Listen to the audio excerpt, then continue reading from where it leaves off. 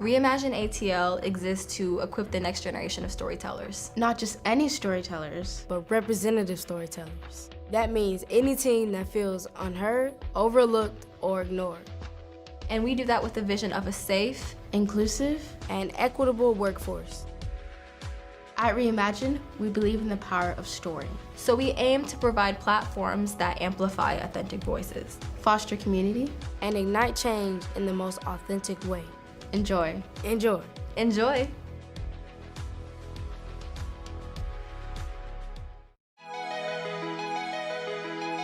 She's just a kid.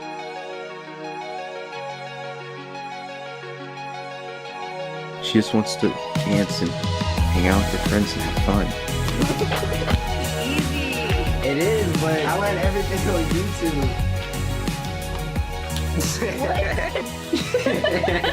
She deserves that. And so do you. But you and your sister don't stand a chance if you can't help her control her power.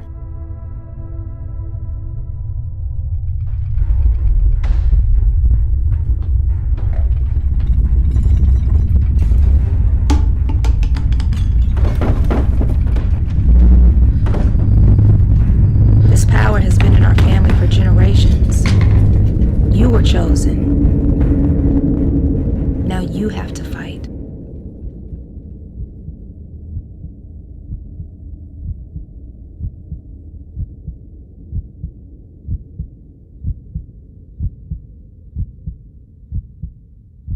Tell me what happened. He's gone. I don't know where he is. They took him. I need you to build me a device, like the one you did for your sister. Do you think you can do that for me? Why would I ever do anything for you?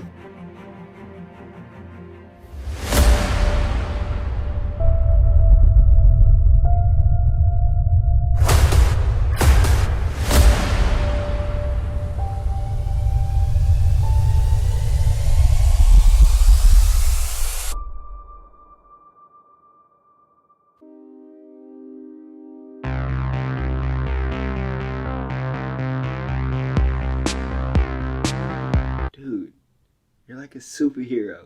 That's crazy.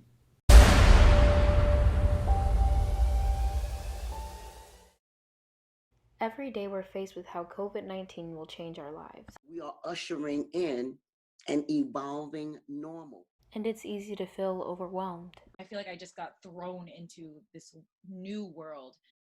To find some clarity, I spoke to 6 individuals from various backgrounds to see how the pandemic affects the average person. The hard parts? My dream, my whole life was to leave home, go to university, go to a big school, and like go to football games. And so to have that dream kind of taken away because of this whole pandemic was devastating. Everything. The hardest part is really not being able to see my teachers and friends, most of all. My aunt, her husband, diabetic, taken to the doctor, and the doctor said, you need to go to the hospital. She was denied entry into the hospital. He was there for 3 weeks. Now, he was getting better after about 3 days, about 3 or 4 days. They got the numbers and everything was looking good. But then he contracted the virus in the hospital. She never saw him face to face again. Maintaining mental stability. Before I go to work, I might ride in silence and just meditate. And personally, I like to pray. And it really uplifts my spirit. And it really keeps me going. I've been kind of taking this time to spend more time with my family. And so that's been keeping me pretty mentally stable. I've been able to kind of vent, and I've been able to just kind of have an outlet to let my emotions out, which is my parents. So, yeah. We watch movies, eat snacks, and usually play with our dad sometimes when he gets home. And find hope. We have to move forward as a unified front. We just gotta learn to be nice to each other, respect each other. You know, we're all going through this. So everything's gonna be okay eventually. So we'll get to hug and see each other again. Like, stay in, put your mask on, sanitize, wash your hands. Don't give up on yourself. Don't give up on others. And don't give up on our nation.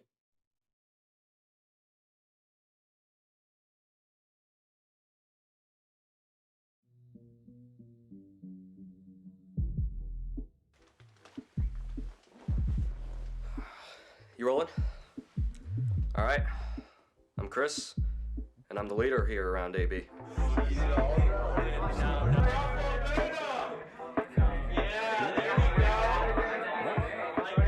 Well, to be honest, Alpha Beta is more than a fraternity to me. It's a brotherhood.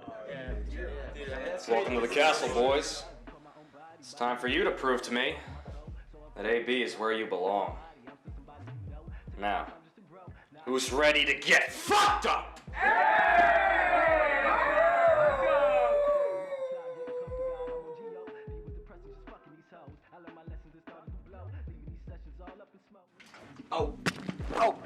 Oh, okay. I'm so sorry. Yeah, I definitely broke it. I'm so sorry. I tried out for every club on campus and haven't heard back, so trying again.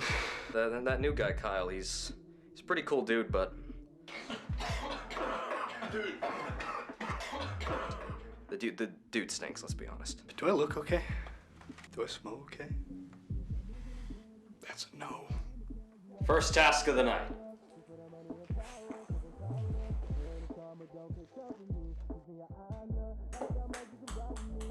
You're out. What? You're out. Get the fuck out of my house. Next.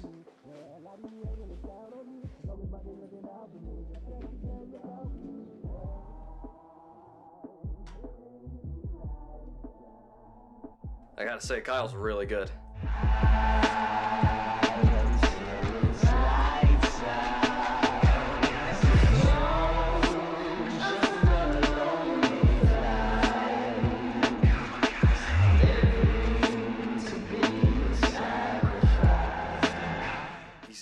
He's almost too good.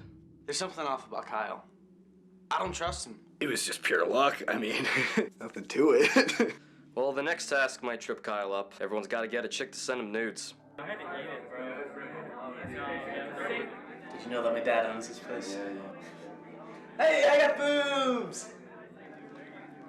Is it something I said? Kyle, you're a really great guy, but I'm pretty sure you peed on my sheet.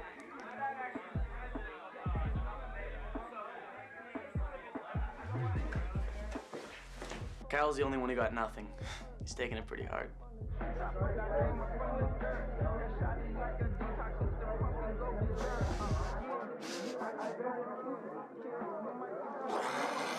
Something almost supernatural about Kyle. You know, Kyle kind of smells like Bocce. Bocce's my dog back home. Is it gluten-free? It's dog food, dumbass. Now eat it.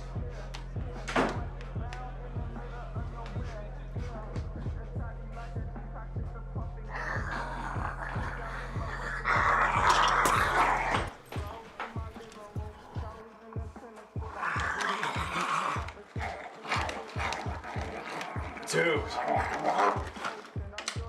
Could you do that with a beer?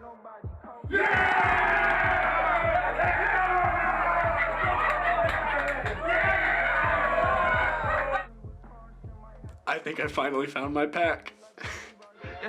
Like a detox, hit the pump and go berserk.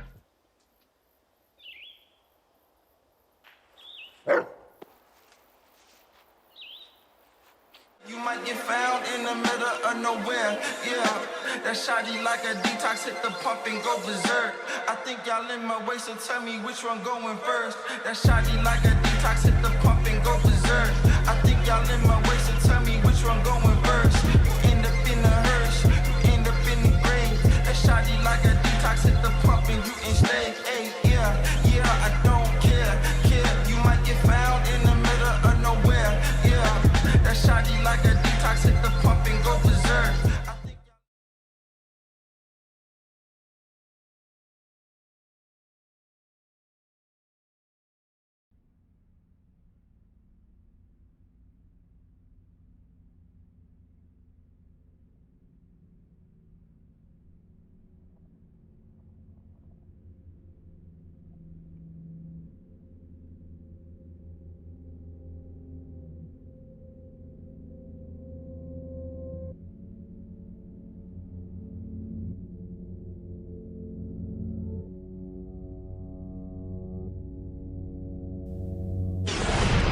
New at 11, neighbors near this DeKalb County home told us they're fed up with these kinds of signs. There were also monkeys hanging from the trees and nooses. They called these displays offensive. They called them racist. Sounds Ricky Klaus, live indicator.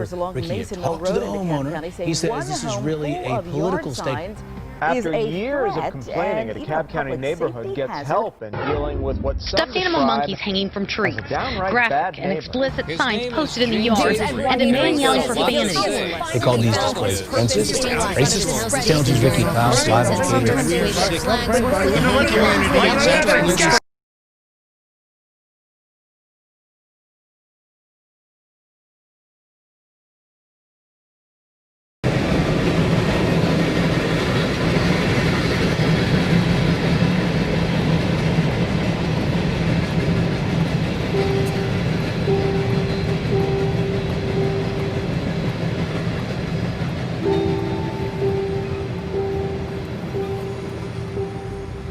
My name's James Edward Avery, Doctor of Veterinary Medicine. I was born in Prescott, Arkansas, population 4,000. I lived in I went to Louisiana State University School of Veterinary Medicine, and then I got my first job in Miami. I was there for 1 year, and then I moved to Jacksonville, Florida. I was there 4 years, and then I've been here in Atlanta since, Decatur.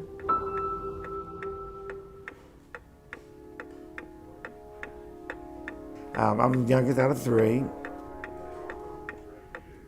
My sister's 7 years older than me. My brother's 5 years older than me. My brother's also hearing impaired like I am. And then I came along.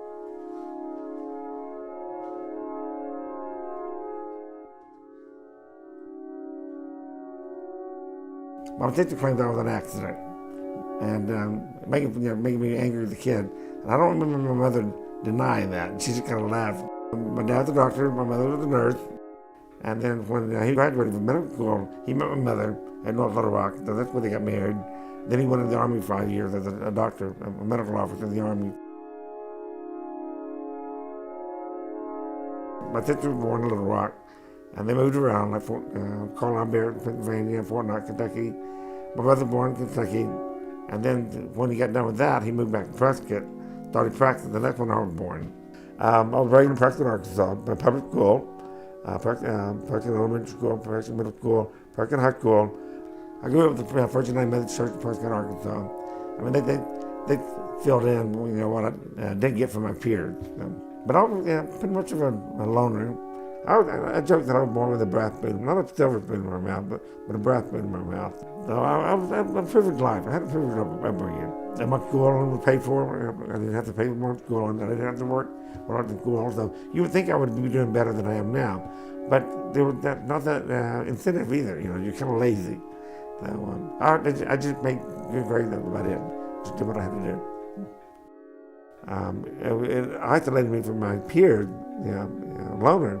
But I still had I still very privileged upbringing, and the church that filled in.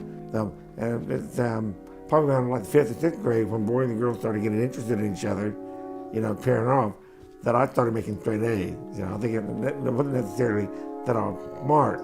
I just had nothing better to do. Middle school, I started making straight A's, and from that point on, I made straight A's all the way to high school. I got accepted to veterinary school. I went to the University of Arkansas, got my pre-vet. Although you could do it in 2 years, most people start on 4 years and get a degree. I did 3 without a degree and got accepted my first try. I tell you how the boys and girls started pairing up in 5th and 6th grade when I started making straight A's. So I was like, fuck that shit, I'll just wait till I get to college and try again. And it just didn't work. Girls rejected me first. So, but there were some instances where a guy gave me attention, and he got tired of being lonely, so I sort of just, nobody brought me out. I just finally, second year of vet school, nothing was happening. I was meeting, I had never dated or anything. And finally, I just kind of threw the book aside and went to a gay bar. I was so scared going to that gay bar. Although I didn't pick up anything, men were talking to me. They were talking to me. They wanted to get to know me. And so I kept going back. So it was my second year of vet school that I tried it. I wasn't sure. That's when I told my mother. And my mother was very close. I would say she was my best friend growing up. But the night that I told her I was my second year of vet school when I started gay, and I dove home just to tell her this. When I told her I was gay, she decided to kill herself. So she went from being just my best friend to being just my mother that night. That's the tough part about being gay. When do you tell? You don't know how they're going to react. And my mother was the first one I told, and she didn't want me telling my dad. And so I was waiting on them to come to me. And they never did. I mean, I couldn't bring up my gay life, and she didn't ask about it. So that didn't leave me much room to talk about it, except politics, or the weather, or something that weren't. I can't wait for her to come around. And I thought when my dad died, she would, they would ask me. But no, they never did. My dad was just a workaholic. He wasn't very emotional. But then he died from early diabetes, September 1999. I was still in college when he started the estate planning. And we were getting $20,000 a year in our taxable. The gift law at the time was $10,000 per year. So half what he made with my mother. So me, my brother and sister were getting $20,000 a year. So that built up over time, and I took that money out both of the house. The only reason I volunteered that is because I'm not a self-made man. I could not have afforded this the way my career was going as veterinary medicine. Because of that money, that I was able to start off better than I really should have if I had built this up myself. But my career didn't work out the way I was hoping it. So everything's coming to a crash right now. It's a midlife crisis. And then I got addicted to drugs. When you're by yourself, you're not married, you're not making a lot of money. And you have to do your own cooking, your own cleaning, you have to do your work and the yard. I think that's how I got addicted to Tina. And I had decided that my unhappiness with the way my career was going veterinary-wise was probably a major contributor, if not the trigger, for my addiction. So what I decided I needed was a midlife crisis career change. I'm still a doctor of veterinary medicine, but I want to get into politics and religion. You can't separate them.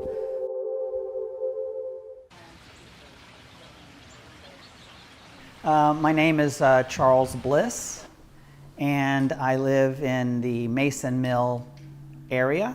It's an older neighborhood in the vicinity of Emory University, CDC, and the VA hospital. I've lived here since 2006. We made contact with neighbors during the renovation. So we did have a lot of neighborhood communication. We actually first met Mr. Avery during the renovation. We did make a lot of changes to the yard as well as the house. When we had bobcats moving the earth, he approached us asking if he could have some of the rocks.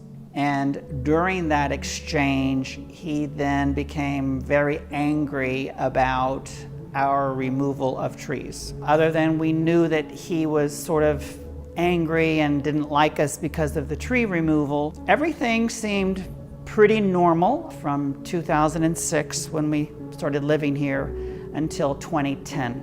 And in 2010, we noticed that he was no longer going to work. He was home all the time. And we learned that he had lost his job. And following that, we then started to notice a lot of these seasonal inflatables appearing at an enormous rate, and they would not go down. I mean, they would just stay, and then he would add more, and then add more. And then following that, we saw very large signs that were made out of like long sheets of black plastic that would be nailed to his trees. So they would be like 15 or 20 feet high, and then he would paint stuff on them. It started to concern us, and we started contacting code enforcement. And then by 2012, there was an actual code enforcement violation hearing with Mr. Avery, which we attended, and he was fined $2,000 for those signs because of them being nailed to trees. So that's kind of when it all started.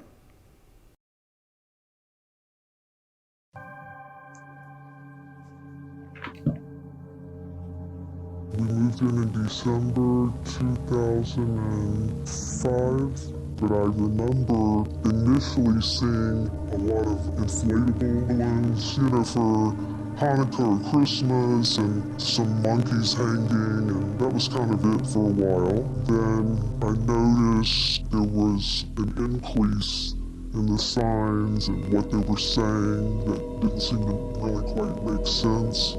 It tended to be a religious context, or I don't know, they just kind of were kind of nonsensical. I couldn't quite grasp what it was. And then it seemed to escalate after the neighbors moved in next to him.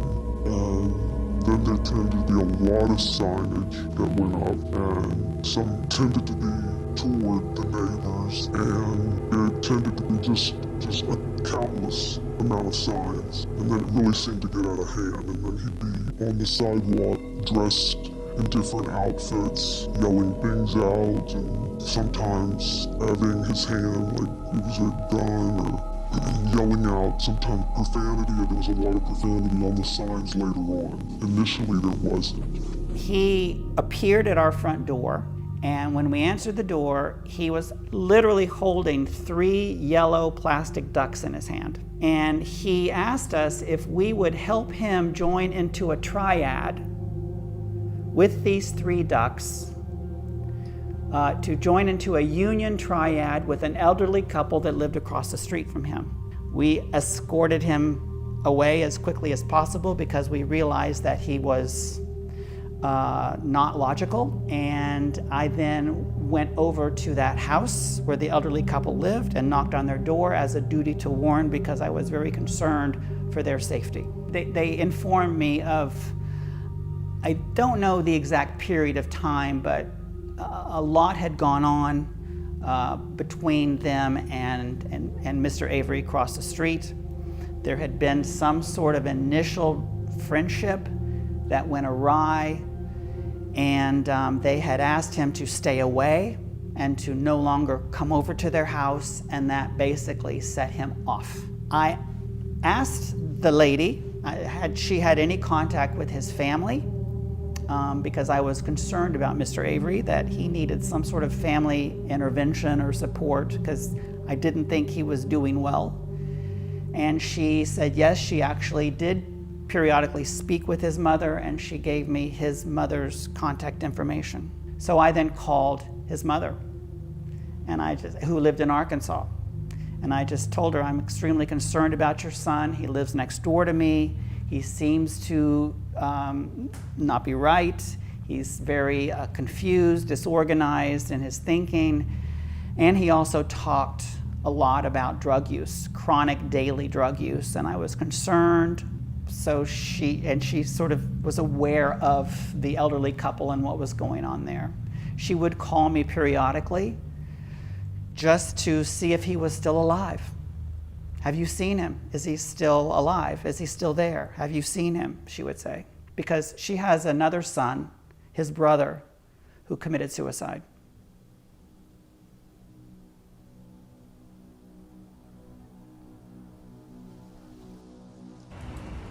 Rudolph the red-nosed reindeer had a very shiny nose, and if you ever saw it, you would even say it glowed. Merry Christmas and a Happy New Year! Avery had to go to court for too many signs in his yard and owed a $10,000 fine. Meanwhile, Avery is on probation. I love the other reindeer. Used to laugh and call him names. It was the code enforcement person interpreted your insinuation as a threat.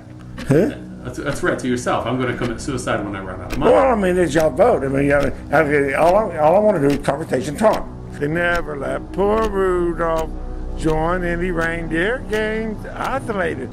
Then one foggy Christmas Eve, Santa came to say, Rudolph in middle difficulty lies opportunity. Rudolph with your nose so bright, won't you got much late tonight? What a nosy little motherfucker, always asking questions, questioning everything. Where do you plan to go from here? I didn't know what else. And then $8,000, that's all I have. Think of it as an hourglass, counting down. That even the $8,000, not one single thing has changed, giving me hope. I want to hang myself.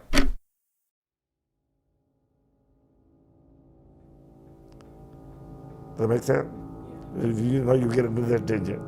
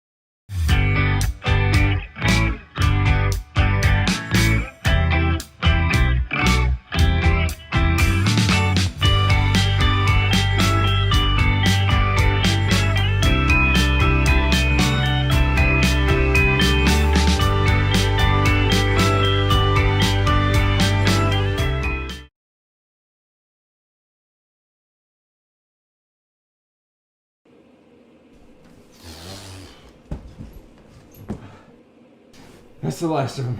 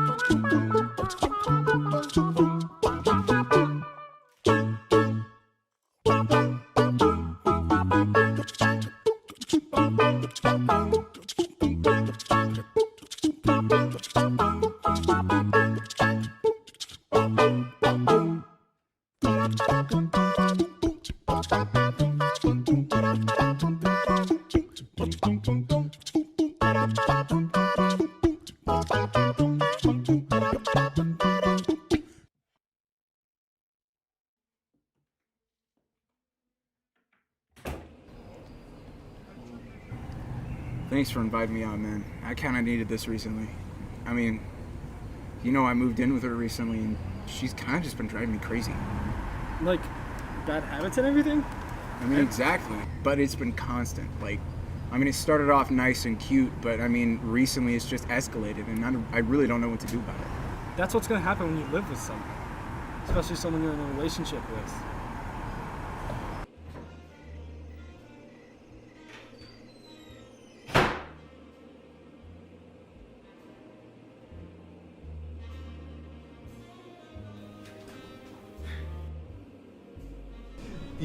Yeah.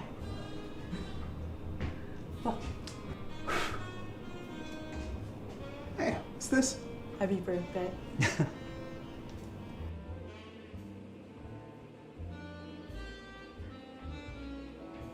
I love you. I love you too.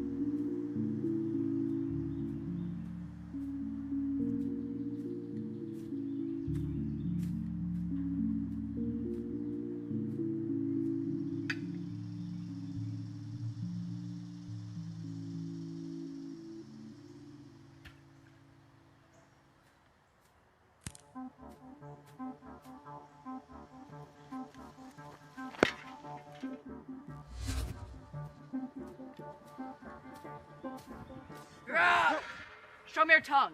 What? Show me your tongue. Show me your tongue. Do you even know what you're looking for? Whatever you're looking for. Your mouth turns black when you get it. Okay.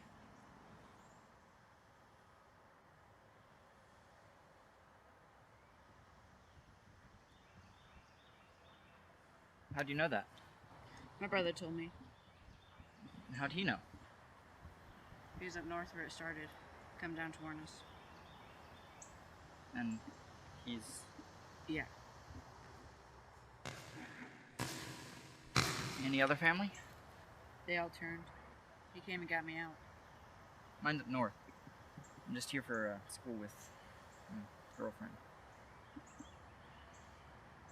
I went to go get her, but she just... Yeah.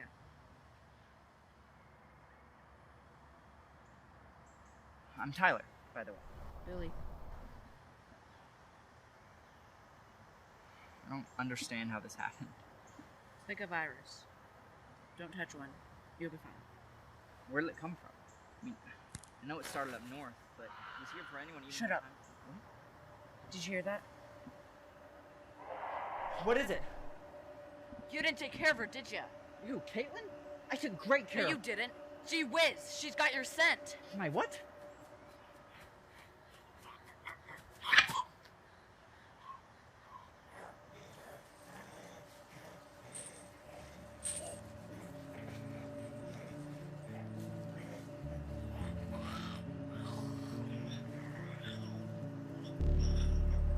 She has my scent. Whoever you're with before, they got your scent.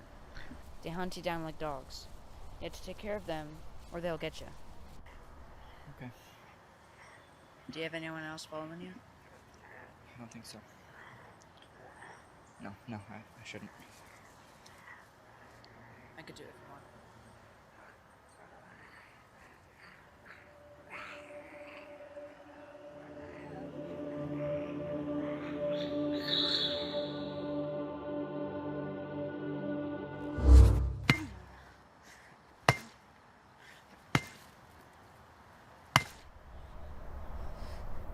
Oh man.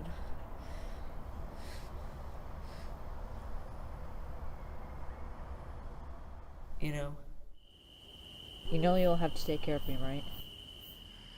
I know. It's just I'll have I know. I'm not afraid of dying. Well, it's not like I have anywhere to go anyways. We would have figured it out. Yeah.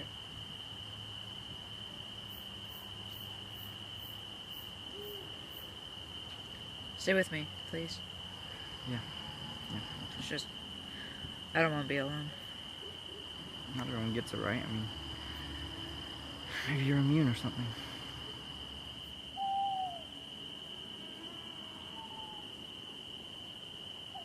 I wish you had seen her before.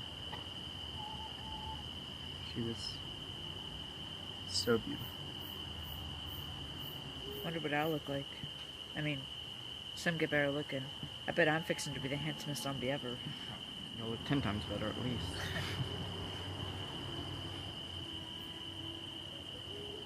How old are you? 21. Gee, you're that old and you can't even survive a zombie apocalypse alone? Whatever.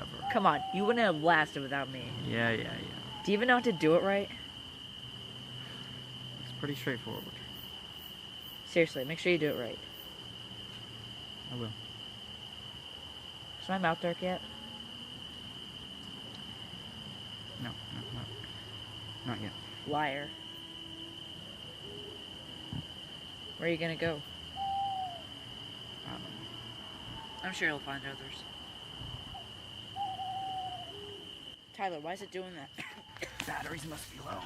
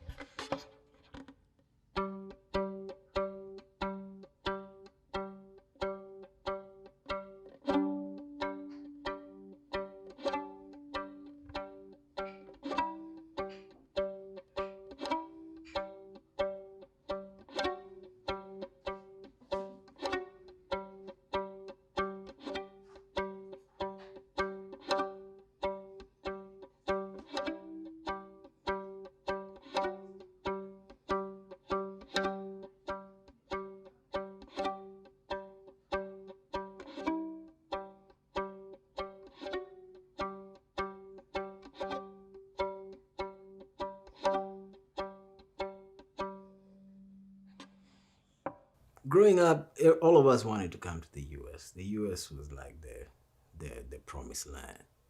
So all of us wanted to come, but that all depended on finances. It depended on your family situation and stuff like that. I was lucky enough to get the lottery visa, the green card. My sister, she put my name in one of the packets, the application packets, without me knowing, and it was selected. And I find myself very lucky have gotten the green card because I was not actively looking for it. You know, people want to play the lottery, win money. I got my lottery. My situation was very different from a lot of people's situations. It was a soft landing. I could have landed in New York. I just wanted a new chapter in my life. New friends, new area, new place, start a new life. So I chose to come to Atlanta. Your mother and I met in African Nazarene University. We were the first year students for African Nazarene University. She sat next to me in class. When she came over here, I think she came in '97, and a mutual friend of ours told me that she was around, and then we linked up again. And you know, then when I joined the military, I was stationed in Illinois, so we were both in the same state. And you know, since you know, it's good to know somebody, so you keep going. I kept going to visit her in school I think it was every weekend, you know, so that's how our friendship developed more, you know. Yeah, that's, I guess, how we met. First year, and this is in a university in Kenya, so that's how we met. And then he came to the US, and then, I don't know if he did any school at that time. And then when I came here, I finished my undergraduate, because I transferred from the Kenyan school to a sister school here in the southern Chicago.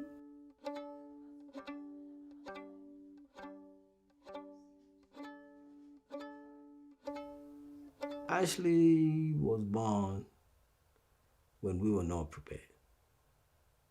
We were young. I just joined the military. I was actually hoping to be stationed in Japan. That's what where I was hoping to go. So when your mom got pregnant, all that had to change. She was in her final year in college, I think. So we were definitely not prepared for it. But we had a responsibility, right? So we knuckled down and I think we made good choices. You know, I think we did pretty okay, you know. Yeah, we were young and kind of like taking life as it was right there. Ashley was born 98, so we kind of got married that same year. So we were not like planning and not unplanning per se. I didn't have a job at that time, and your dad was he still in training? I think so. And we're like, okay, how are we gonna do this? So it's been able to provide. Like now, okay, this is real. This is not practice. This is real. You're having a family or have a baby. You gotta stop adulting. Yeah, I mean, it's a balance, because then I think that's when now the kind of first generation comes in, because when you're growing up in the Kenyan community, you have that whole support system. You have your aunts, your uncles, but here you're on your own trying to figure out stuff, and you're trying to blend, you know, what is good here and then also put in your culture. So it's a kind of like you're practicing and you see what works, what doesn't work, and at some point you're like, you know what, you throw it out the window and see what works between you, like your dad and I, and you, or your dad and I and Ashley and the whole family. Because then if you say, oh, I'm gonna do it like so and so does, it's not gonna work.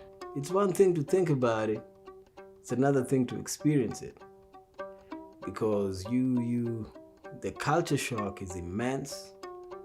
The learning curve is steep. The language barrier, even though I'm speaking English, it's not the same. It was extremely tough. It was extremely tough, you know. You come from a place where you know everything. You're very familiar with everything. And then you're taken from there and you're dumped in a place you don't know anything, and you don't know anyone, and you don't have a safety net. It's not easy. It's not an easy transition. So raised Ashley in Jacksonville. Then after that we came here. And then you were born. What year were you born again? I'm just kidding. 21 years ago, 22 years ago, things were different. It wasn't as hectic as it is right now. It wasn't as competitive as it is now. It wasn't as expensive. I think right now, I would not want to have a kid right now. It just looks crazy right now. Yeah, there's the challenge of, okay, great, you're not learning Swahili or you're not speaking Kikuyu. But it's like, it's not like I do it all the time anyways.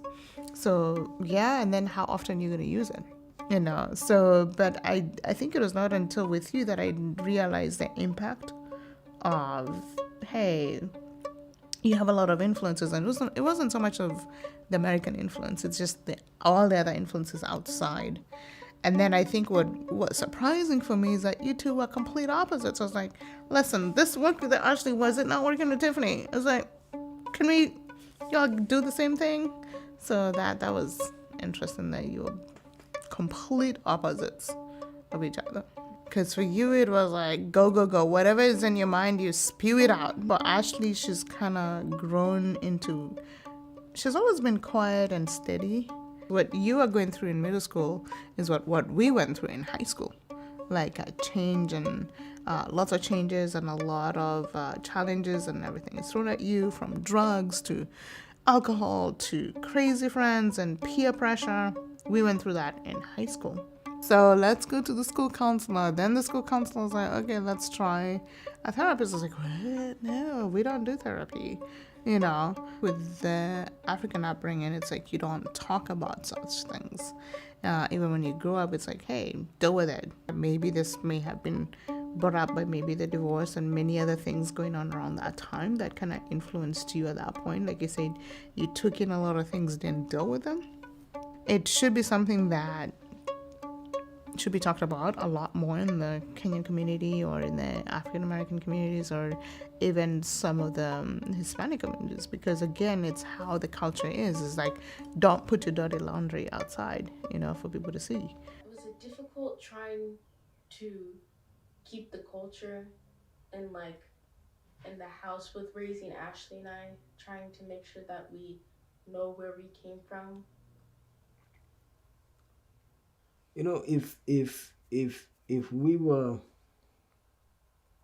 if your mom and I were from the same tribe, it would have been easy to do, because you speak the same language, customs are the same. You know, you guys would have picked up the language easy. We're from two different tribes, so, and that was tough because it was coming out of a time where maybe people who are older than us, maybe like 10, 15 years, they had major issues, and we're like, okay, we're not going to be like those famous people who did this and that.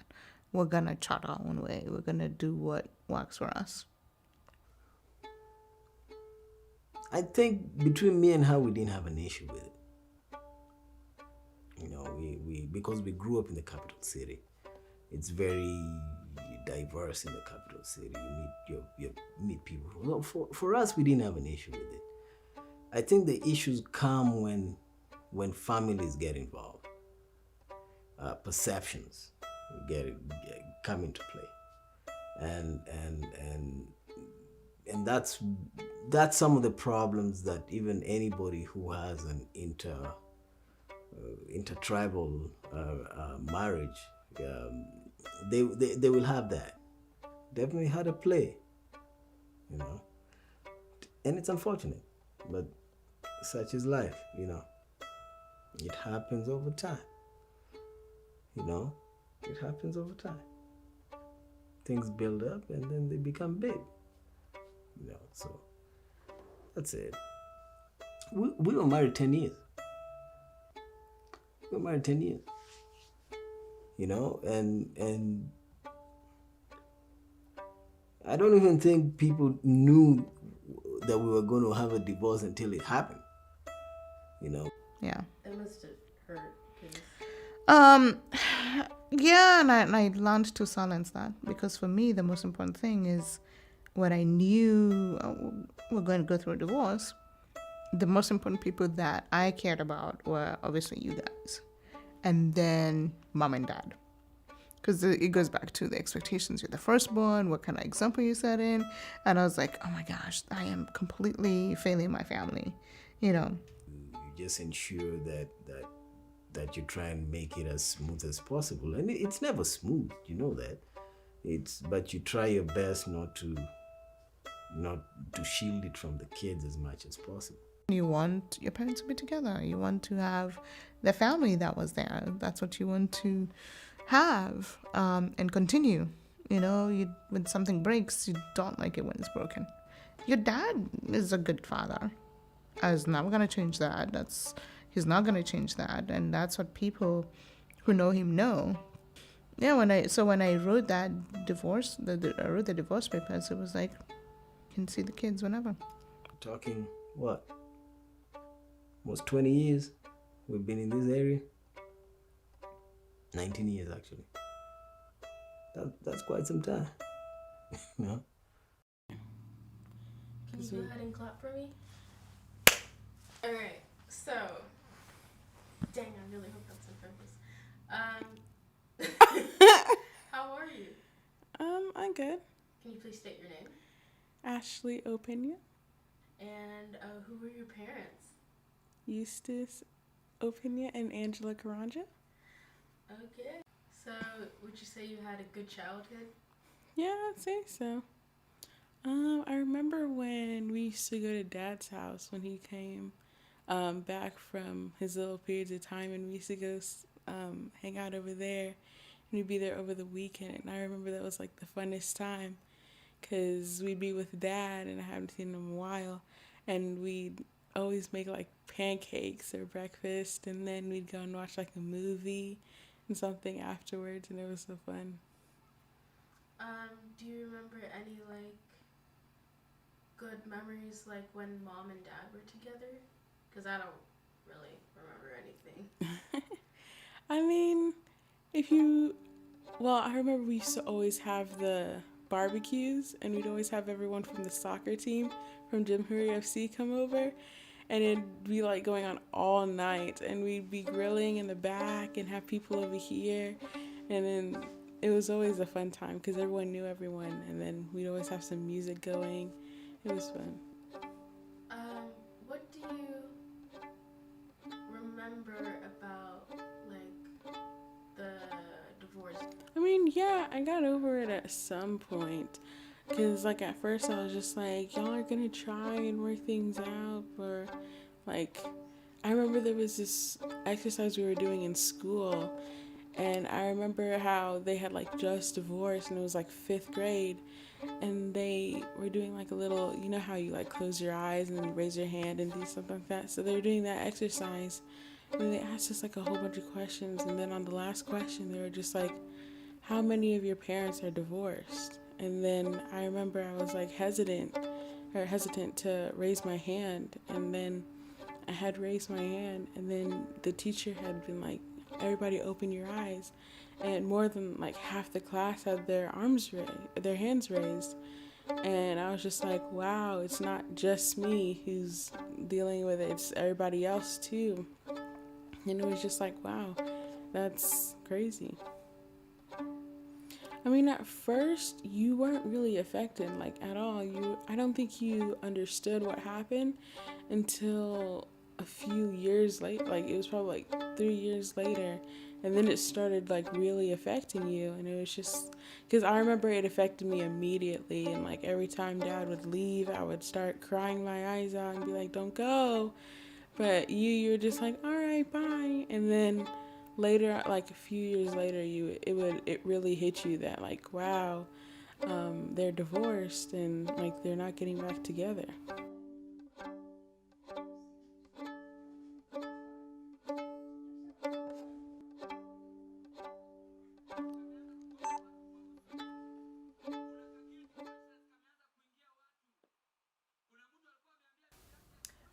When I first came, I think I expected more. And as soon as I got here, like I think within the first year, my dad passed away. So that kind of changed my view and the route of everything that I thought Because for the most part after that, maybe I use the word lightly, it haunted me. And I always thought, okay, so my dad is looking at me from heaven, and every time I'd make a decision or make a move, I'm like, is he disappointed in what I'm doing? Should I be doing something different? And so that was a driving force for me for a long time, to push harder and to aspire for better.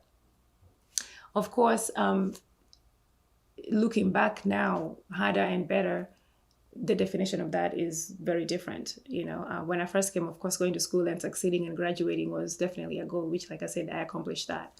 And then everybody had this idea that you go after that, you get into the job market to get a job and you make both lots of money, which I kind of sort of did that. And then enter a situation where my life got changed and I got hit with a medical situation that, totally changed everything around. And so my perspective now, what success is very different. Yes, money does make life easier. I will not dispute that any given day, but there is more to life than just making money.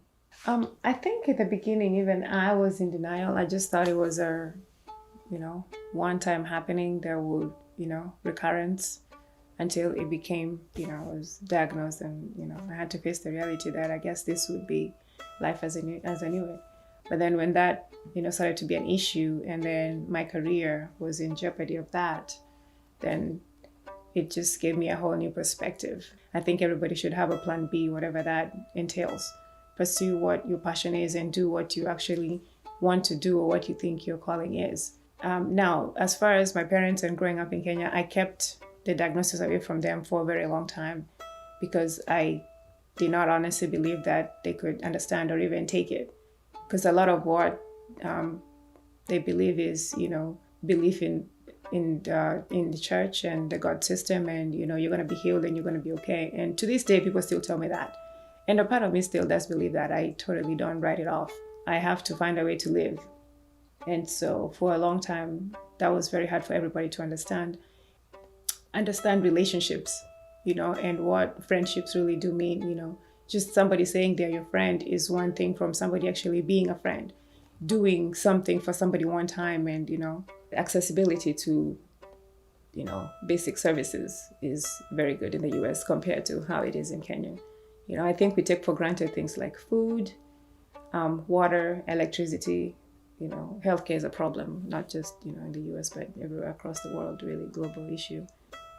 So you learn to be grateful with the mere fact that I can just walk into my house somewhere in Atlanta and turn on the lights and boom, there it is. Connect my computer and I have internet connection, those kinds of things. Now, those are basic things. As far as the quality of living, I will take the quality that Kenya provides all day, every day. The fact that, there's family around you, even though I think sometimes it takes some growing up to understand what family eventually does mean. I think a lot of us do take family for granted until we look back and understand, oh, it was not really just about us kids playing and, mom providing and everything else. There's a lot more to it than just that. To have some semblance of a social life and do other things outside of just work. Unlike the US where pretty much life revolves around work, That's the other thing also. Sometimes I think once you leave Kenya and you come and you make some kind of life here, if you don't go back and connect, sometimes I think we lose what it is that we left back. So when you just up and leave and go back, of course, times are changing everywhere, not just the US, but in Kenya as well. So what you may have left and what you remember as a very affectionate thing, whatever that thing is, may not be that anymore. What's keeping you staying? For a long time, I think I used the issue of, medical excuse. But when all that has, been removed, then yes, I can pack up and leave because I don't have any hesitation. Because I think that definitely our background shapes a lot of the decisions we make as we grow up, and as we change. So just to be able to maybe understand why your mom does some of the things she does or your parents do some of the things they do and decisions they've made along the way. I think that would provide a very basic understanding of the reason why. I think for the most part, people follow those who came before them are. So, I came here because my family was here. Of course, when we first came, we lived out on the south side of town. And then after I grew up and I figured out my way and I was like, well, I hear this place called Cobb County, So I was like, that's where I'm going to move. I just had a thing for Kennesaw, and once I understood what zip code meant, there was a zip code in my head that was 30144. And for what it's worth, I was gonna die to live in 30144. I really cannot explain why, but that was just something that I felt. But if somebody asked me today, would I pick up and go? Yes, I would. I mean, I think, not to brag, but I think I'm a survivor, really. I mean, if I lived with that, I think I can bounce back some kind of way. It will be difficult, I will be the first to admit. But yes, I think anybody can bounce back.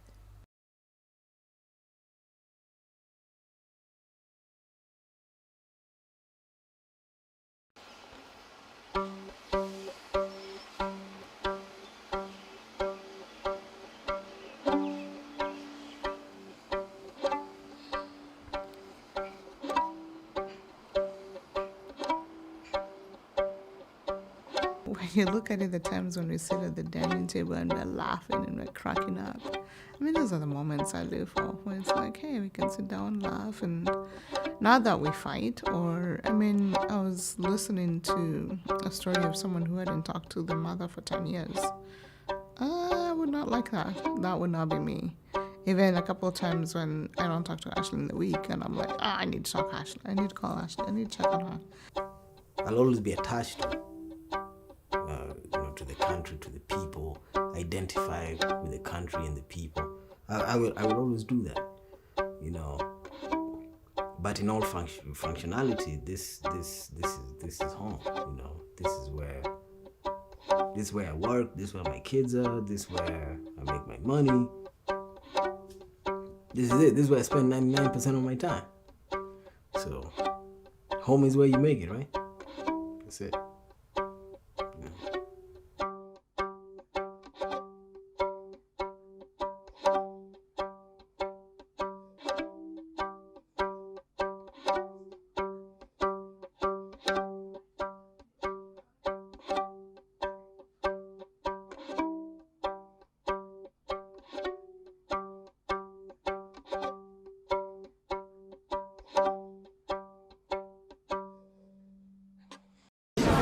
Trey Bucket is so hot. His eyes are like two chocolate pools that I could drown in, but like in the good way, Yeah, I feel like the same way. I heard that he got a Valentine from every girl in the school. I heard that last summer he fought a rattlesnake and he won. No way. Way. Don't move, he's looking right at us.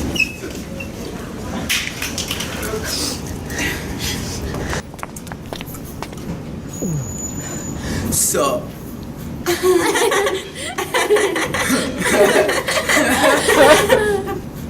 Yo, chill. What's your names? My name's Brittany. People call me Toothpick because I clean my teeth. Right on.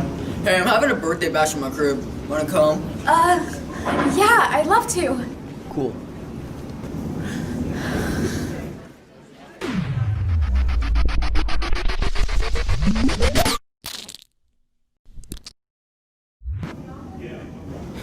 He smells like babies. I think I'm gonna ask him out. What?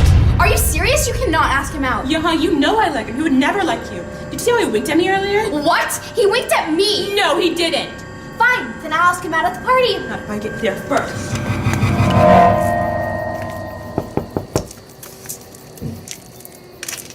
Don't talk to me.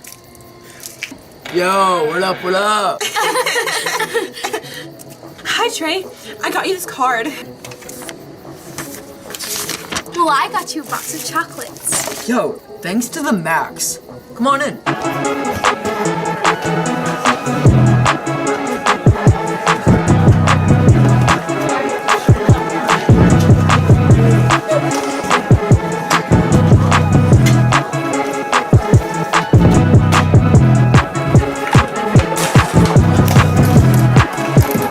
What do you think you're doing? I'm asking him out, duh.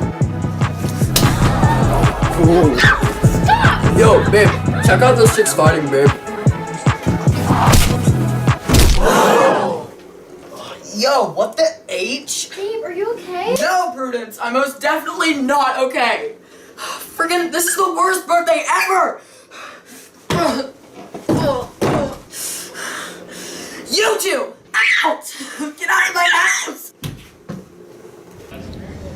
It's okay. There are plenty of fish in the sea, you know? Yeah, I guess you're right, but I'm done with boys. For sure this time. Yeah. We did go a little berserk there. Let's never do that again.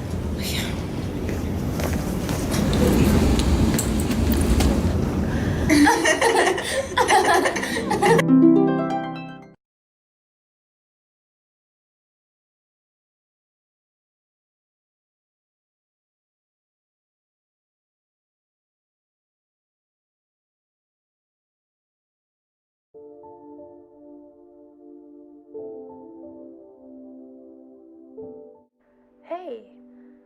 Oh, yeah, I'm actually getting ready right now, so I'll see you in a little bit. Oh, okay, yeah, sorry I missed your call. Alright. Bye.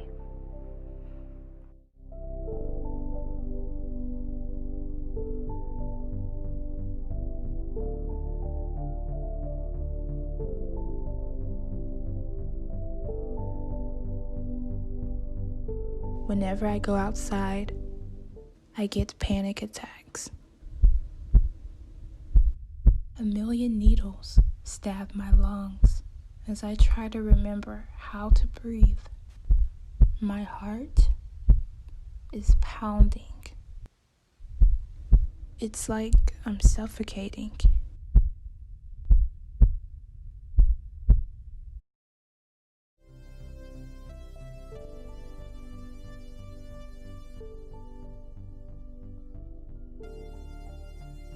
So, today is my friend's birthday, and I kind of promised to be at her dinner tonight. But I really can't do it. You know, I do the same things every single day. Eat a bunch of snacks, drink colas, watch TV and movies, even play video games. I waste so many days of this short life inside, afraid of what might be out there. I watch as the sun goes down during winter nights. And when the sun has set, no candle can replace it. I feel trapped, hopeless, embarrassed. I have no idea what being normal feels like. I choose to listen to my anxieties. And I choose to be afraid of the outside world. That's why I am choosing to be braver tomorrow. I will step outside. I can step outside. I am brave. I am capable. And so are you.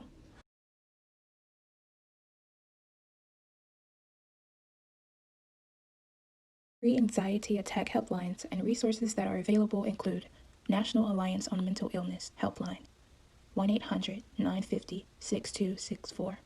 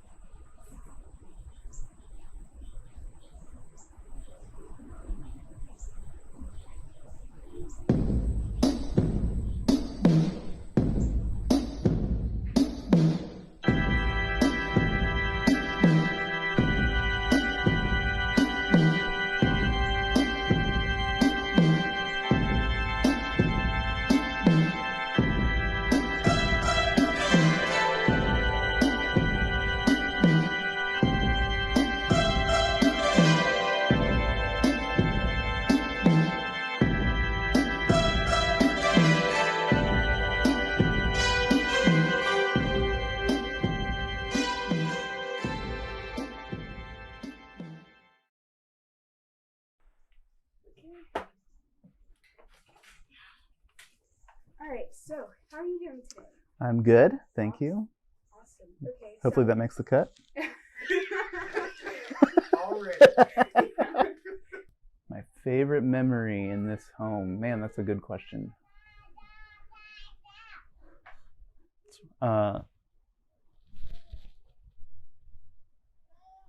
Okay, yeah, they're working on that. My favorite memory, probably when we found out we were pregnant with our firstborn. When we first moved here, I didn't have a kid, like I wasn't a parent. So like it is growing with me. I am now a mom and I am a homeowner. I'm a first-time homeowner, and there are other families here who have been very kind and reached out. And just this weekend, somebody dropped off a set of puzzles for the little one. Like I would not have expected. It's just like, here. Every Halloween, since I give bags out, I count how many kids come by, and we'll get every year between 200 and 250 kids. It's crazy for this neighborhood. And they're all this big to this big, all in costumes, not teenagers up begging for candy. It's all little kids and their parents. The people of Howell Station are passionate. Everybody cares, sometimes a little too passionately. Respectful of the neighborhood and the historic, features and factors that we have built into the neighborhood, but also interested in investing in the future of the neighborhood and making sure that it remains diverse and that it continues to grow with the development of the park and kind of all things West Atlanta. We have this Howell Station Neighborhood Association, which is they seem very hardcore. I wasn't expecting that. So I welcome it. And I'm like, oh, okay. There's so much to learn about the politics of this particular neighborhood. My son lived on Tilden in an apartment, in a house that was split up into, it was a bunch of roommates together. And I said, Gibson, where is this neighborhood? I don't think I've ever heard of it. And I thought, as a native Atlantan, that I knew every little neighborhood. And he said, I said, I don't. So anyway, he told me, and I came over here and I said, oh, Gibson, this looks a little scary. And he said, don't worry, Mom, we have a big dog in the back. And he's a Great Dane. Well, that got my interest, but it didn't lead to anything until I watch real estate. I'm not in real estate, but I watch everything. And I saw the houses we're buying and selling. We're turning over. And then Gibson said, why don't you just drive into the neighborhood? It's really nice. And I did, because I'm not a scared person. I'll drive anywhere almost. And I thought, this is a cute neighborhood. And I saw the Northwest Baptist Church, and I thought, oh, this is just incredible. This is a piece of history. I love history. So I looked at a house down the street. It was too small. This house was being totally renovated on the inside. And I thought, wow, I could actually afford that house. I can't afford Grant Park. I can't afford Kandler Park. I certainly can't afford Inman Park. I can't afford anywhere. I don't think we would be able to afford Howell Station now. It is different for sure. But there's still a lot of families that have been here since we've been here. You definitely see, I think, kind of the creep of the city coming towards us.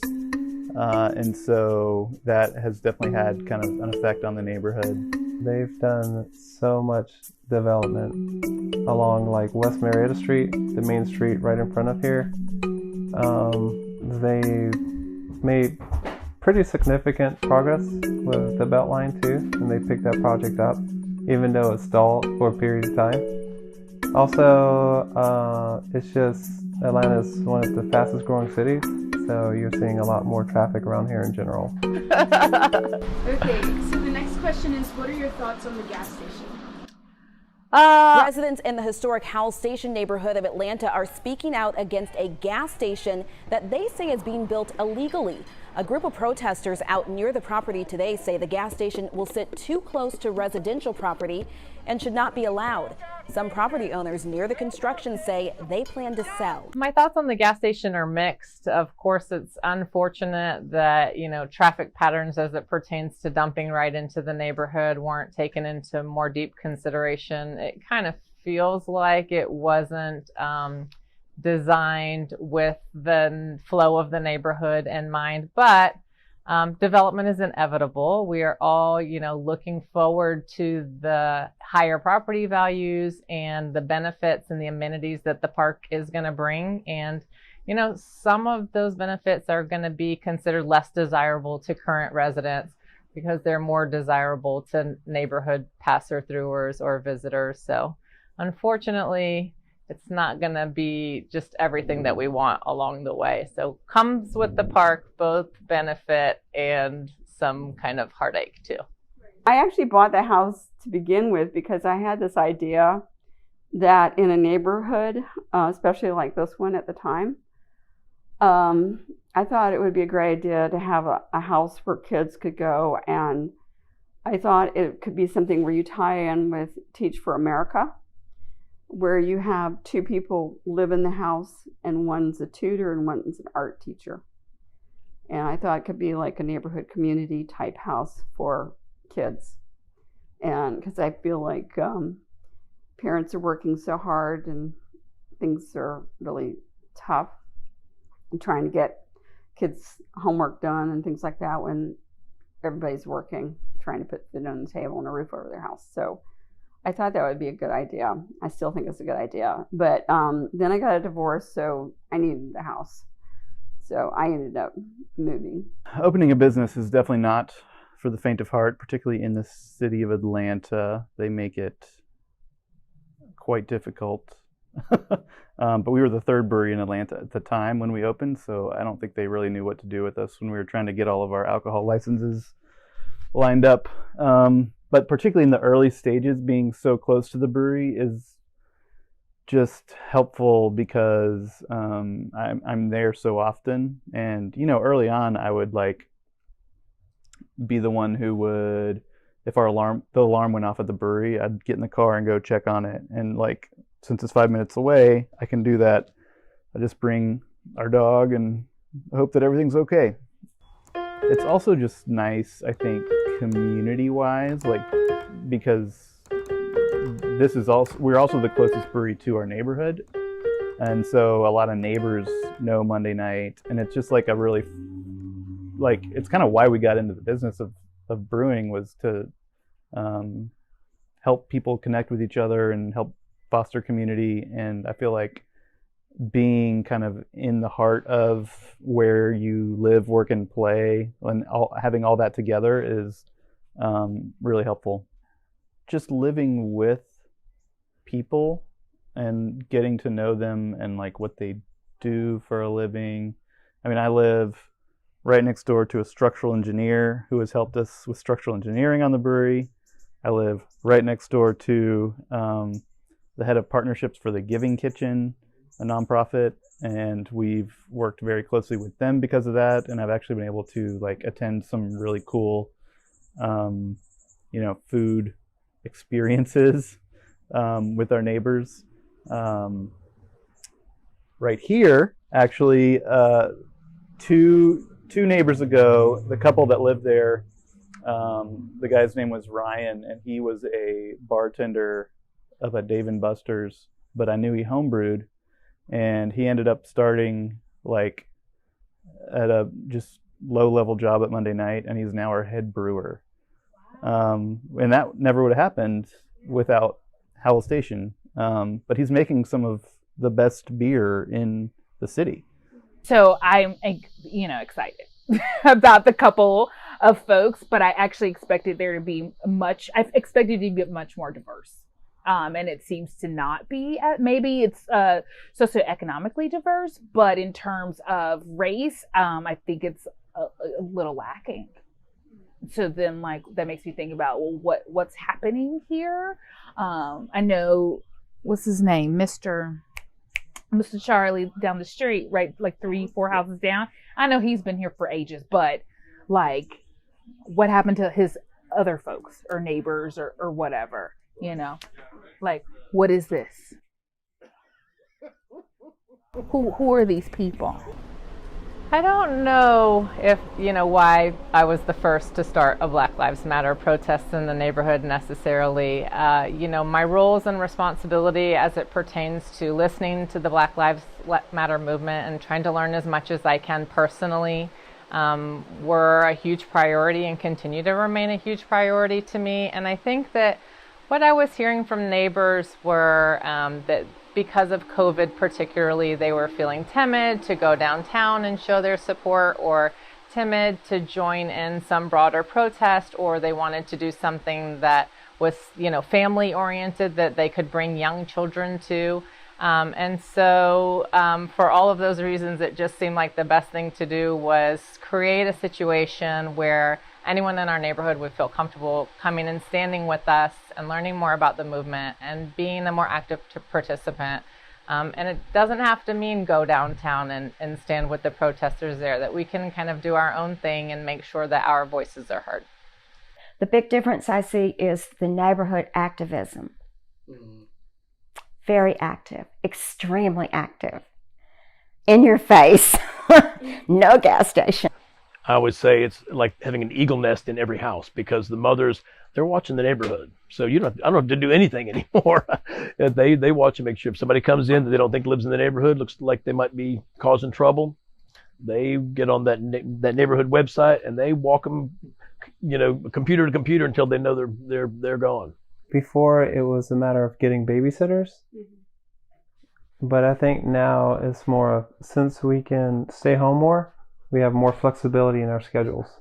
So we basically just swap and go out as needed. I had 2 cats, but when my best friend died, he had a cat. And so I now have his cat as well, which is too many, but that's what I have. And then I have, I feed 2 outside. We have had 18 dogs since Jeff and I got together. We've been together 30 years. We had 18 dogs. We have the ashes of all but 4 of them in there because they all lived to be happy old age. We didn't lose any young. They all lived old and happy. And we used to have little miniature pinchers. In fact, we raised a batch. We got a male and a female, and we bred our first batch. That's how we ended up with so many, because I fell in love with the puppies and couldn't part with many of them. So we just went crazy. We had as many as 9 dogs at one point here. But then over time, because we're in between the Humane Society and Lifeline, what used to be just called Animal Control, we found that people were going to Animal Control to surrender their dogs, and discovering there was a $35 surrender fee, they would just dump their dogs out in this neighborhood. So we just started taking in the ones that were dumped. So our last 5 dogs, the 4 in and Rufus, who we lost, were all just dumped in the neighborhood. And we could not be, and as far as my relationship with them, me and my dogs. They don't even have to ask. I love my dogs, and you can tell just by all the stuff I put up with, they come first with me. I love my dogs.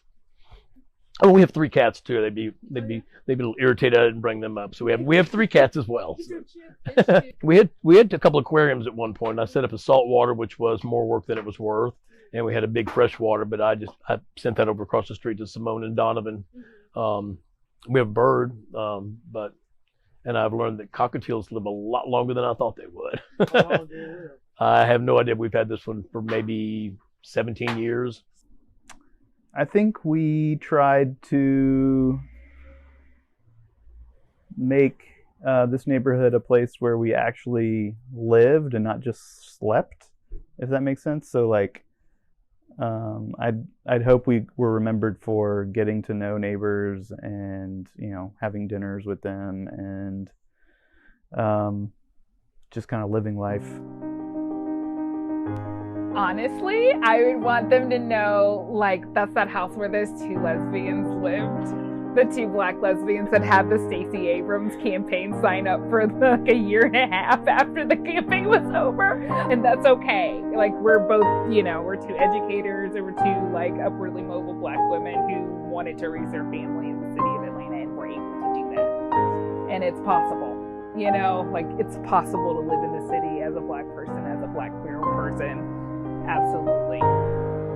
Providing my family, myself, my kids as a way to play around with people and to meet new people and to have fun. If I were to leave Howell Station today, I would just want to be remembered as a good neighbor, somebody who was an active participant in the things that impacted the neighborhood, somebody who was an active participant in things that impact our city and our country and our world, and somebody who just really, brought value to the neighborhood and maybe a couple laughs along the way too. I started cooking chicken for all the neighborhood dogs to come by. Our good friend and neighbor Lena, who we just lost to moving recently, she actually got me a t-shirt that had a Chicken Man printed on it. It's got the neighborhood logo here and Chicken Man printed on the back. So that's how I'd be remembered. You know, I like having a lot of people, and I really like having a variety of people. That before I moved here, that was something that we used to do when we lived over in Ansley, and I loved it because we'd have artists and doctors and you know. It just made me a better citizen. Living in Howell Station has made me a better citizen.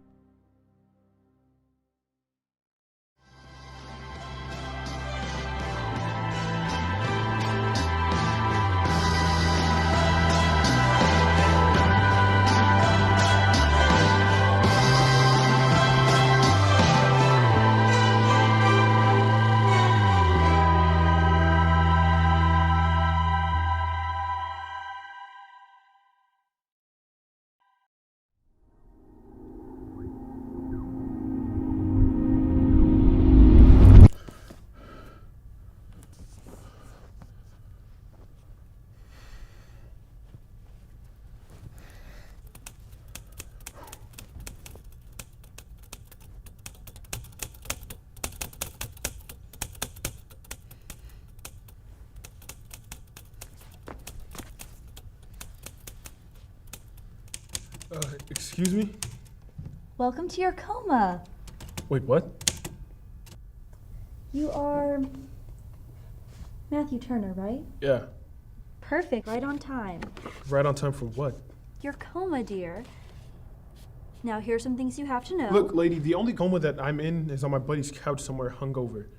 This is just a weird dream. Well, you're at least half right. Now, here's what you need to do to get out of here. Yeah, I'm in a coma. Some hospital bed. Sure. Honey, it'd be best if you just believed me and moved on.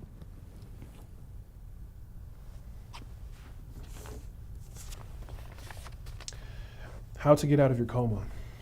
Number 1, find out why you're here. Number 2, understand your consequences. Number 3, repent. Look, lady, I'm not here for some Sunday school lesson or whatever you think this is. It's in your hands now. You can go out and wander for all I care. You know what, you're right. I do want to find out why I'm here. But don't expect any come to Jesus moments. Oh, believe me, I don't. You forgot your paper, hun. This is whack. You might want to head that way. What the?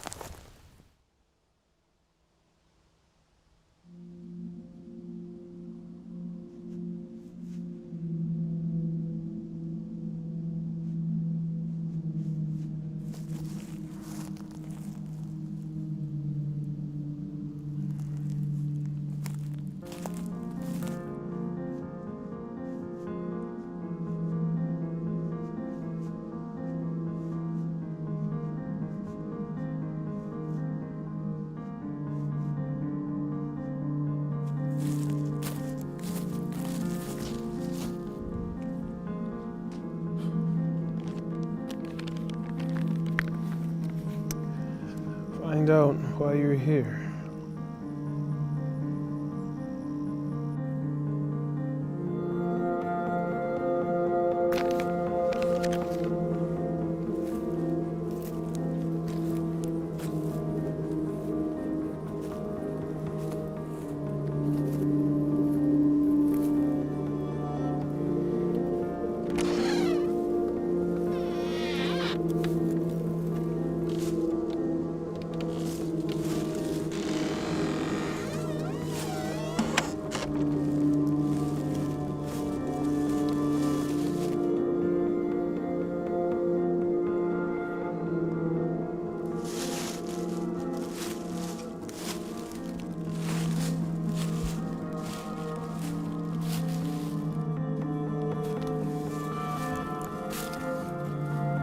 Kevin? Matt? Holy crap. Dude, it's good to see you. I'm glad I'm not the only one going crazy, right? Oh my God, I know. That party last night, though, crazy. We were hammered. Yeah, man, I could barely remember what happened, so you know it was good. Oh, I know. I don't even know where we are right now. That's how good it was. Yeah. It's weird, man. Some lady was trying to tell me that I was in a coma. Yo, you hear that, Dev? Dev.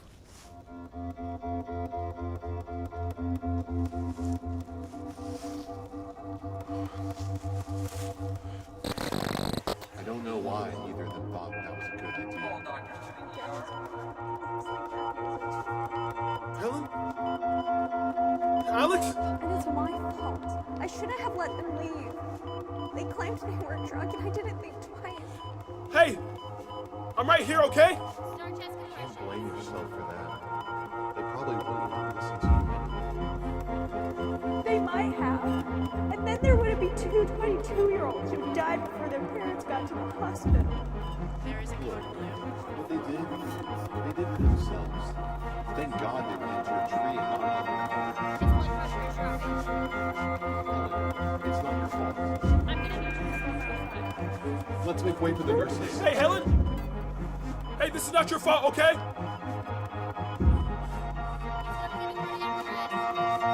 Look! I don't know if that list was bogus or what, but I will never touch another bottle ever again, okay? I'll talk to people at school. I'll do whatever it takes, but please, I need to get out of here. I gotta be able to tell Helen that this isn't her fault. Please. If she thinks this is on her, it will break her. I just need to get out of here. I just need to live.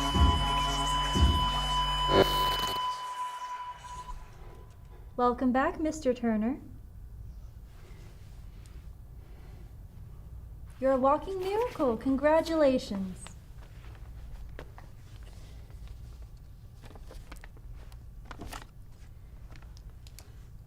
Looks like you're good to go.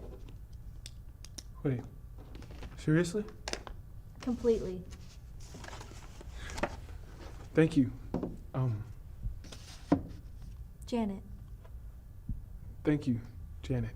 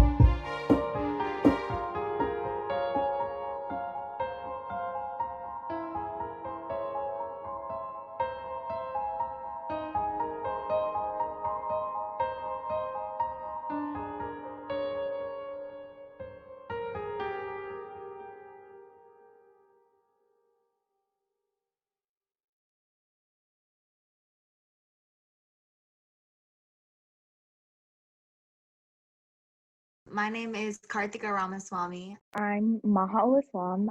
My name is Mava Julian. Swati Ramaswamy. Noah Stevens.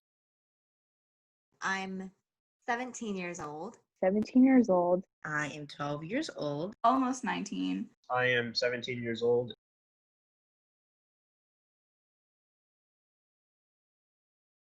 in middle school, I think that's like when the insecurity starts to happen, because everyone all of a sudden becomes hyper aware of how they look and how they act.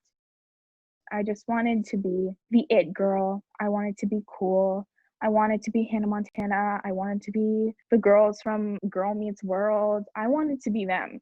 I had this grandiose version of what high school was going to be like and what I thought my life was going to be like. I thought I'd have like this amazing wardrobe and that everyone would know me and life would be easy breezy beautiful.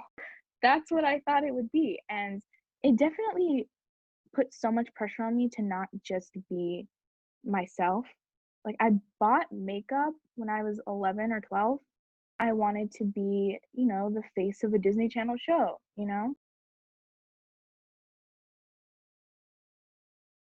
If we're talking about like representation, it took 18 years for me to find, a single show with a dark-skinned main character. And that came out this year. It was the first show I've seen with an Indian main character.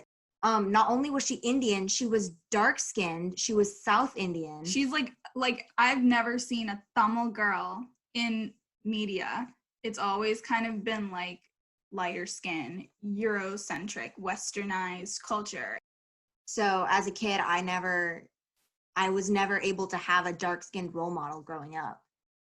This is something I've been thinking about recently, how these things that I was accustomed to watching and seeing, how they affected me as I grew up. I didn't even realize how much time I spent. This is something I don't like admitting, but I didn't even realize how much time I spent wishing I was white for a day. And it's sad to think. It's sad to think about now, but that was something I always grew up with. So yeah, I think, seeing only light skin on TV and, in the media, in advertisements, it pressures you to look like that because you think you have to be that to be anything. I don't think I've ever once seen a dark-skinned East Asian person. Like when you have East Asians in media, you just think like Chinese, Japanese, Korean. But how many times have they shown like a dark-skinned Vietnamese person or the Philippines? Like Nepali, you don't see Bhutan, them. Malaysia, Singapore, Indonesia. I don't know. It feels like erasure. Yeah.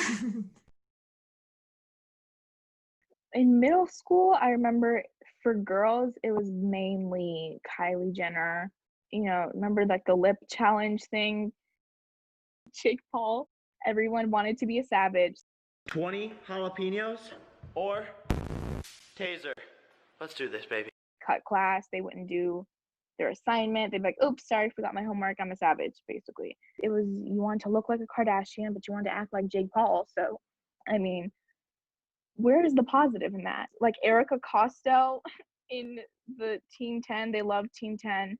Tessa Brooks in Team 10, they were obsessed, and that was just like their identity.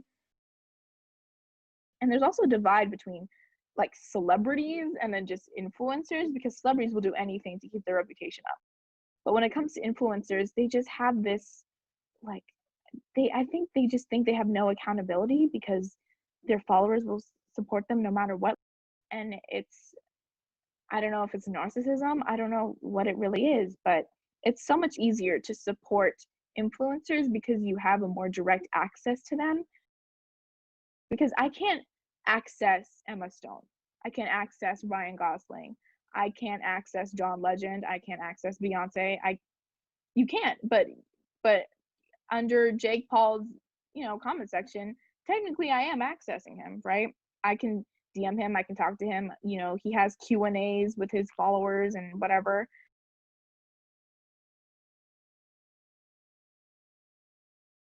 I'm a YouTube guy. But it's really bad because I'll just like look and sometimes I'll spend like 2 minutes just refreshing a page to see if I can catch something new. The more you use it, the more of a grip it has on you. And like that's why my family, we always do a fast every once in a while. I would be getting a bunch of ads about quick ways to get cash online. And it'd be like one dude talking about how he didn't go to college and he found this online upstarting company. Now I'm getting these ads that are like, it starts with a guy holding a stack of cash, and then he'll be like, "Now I can give this to you, or I can teach you how to make it." Young buff man doing something that anyone, like any other young man, would probably like to do, and then he'll be like, "Yep, you got to do this in order to live the same lifestyle as me," and then pushes you to think like, "Oh, this must be like what the goal is for a man in general. Like this is something that I have to do in order to live my life comfortably, or this is something that guys will do when they have money."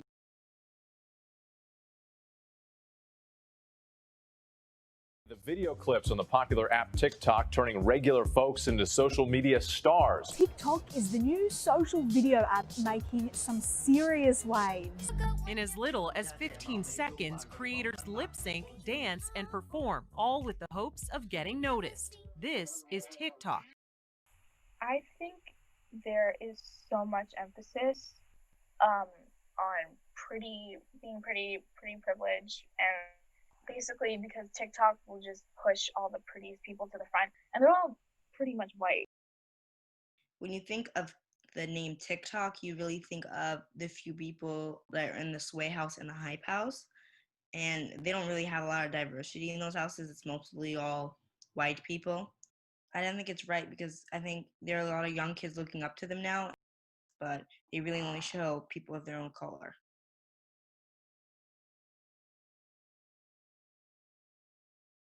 The internet can be kind of scary sometimes.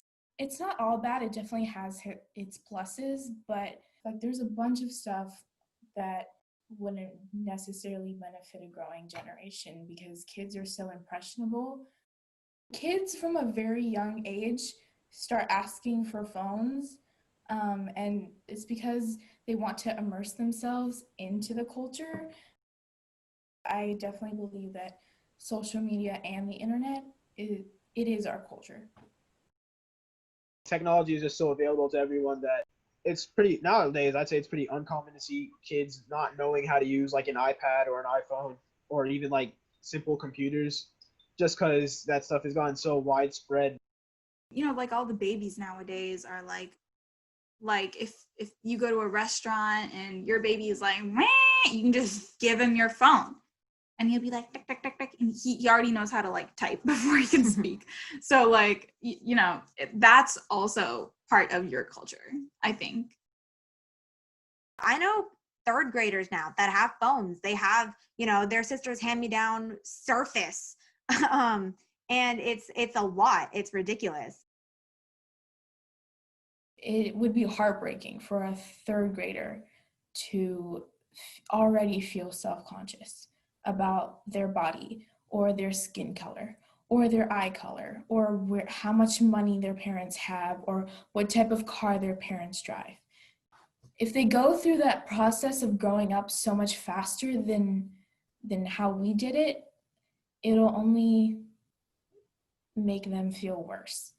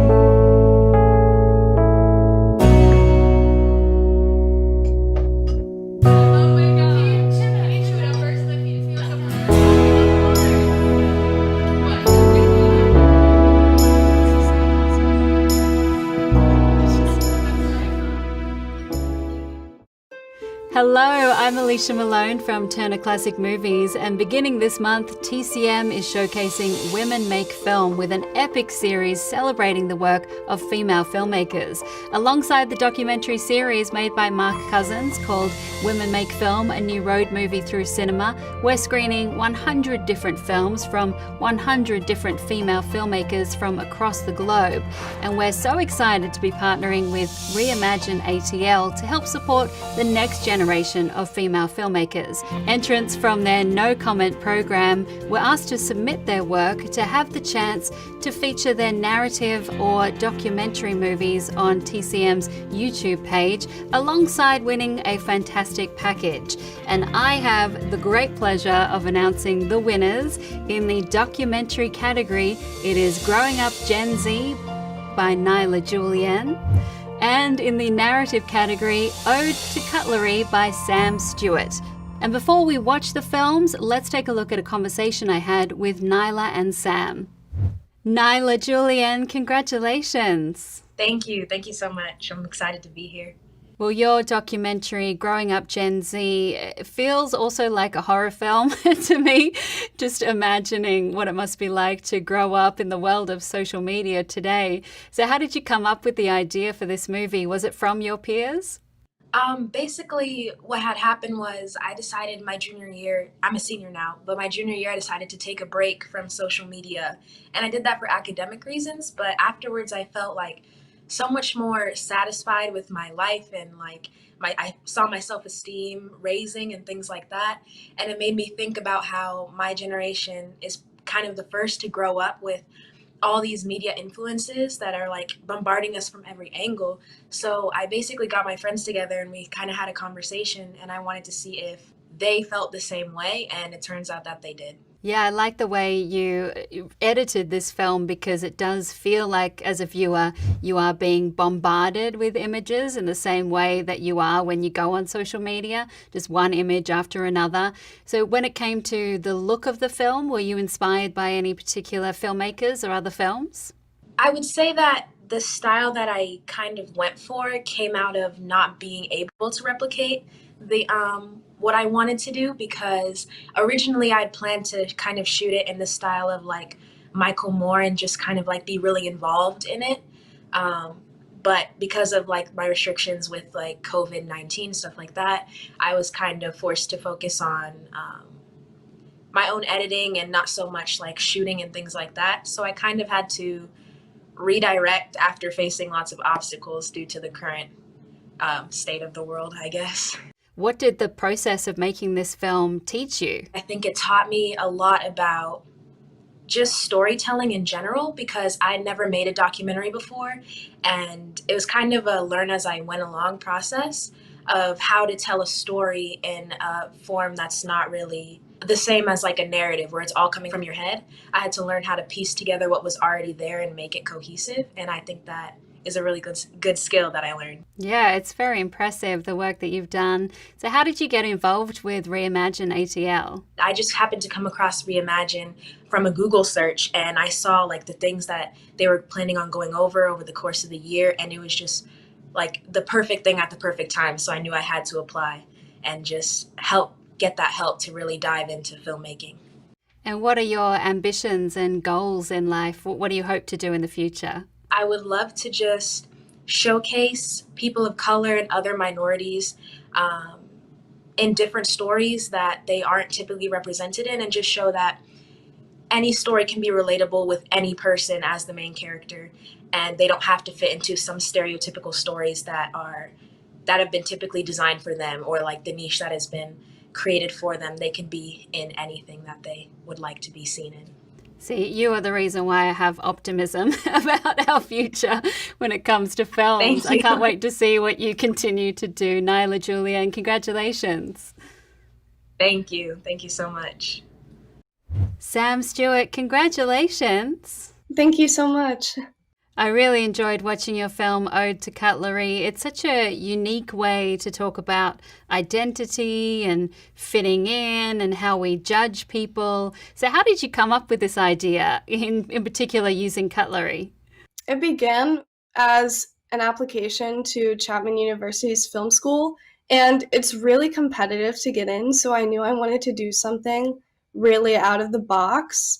So I figured maybe the characters don't even have to be human, but I can't do animation. And I remembered seeing these really cool fork and spoon and sport costumes online.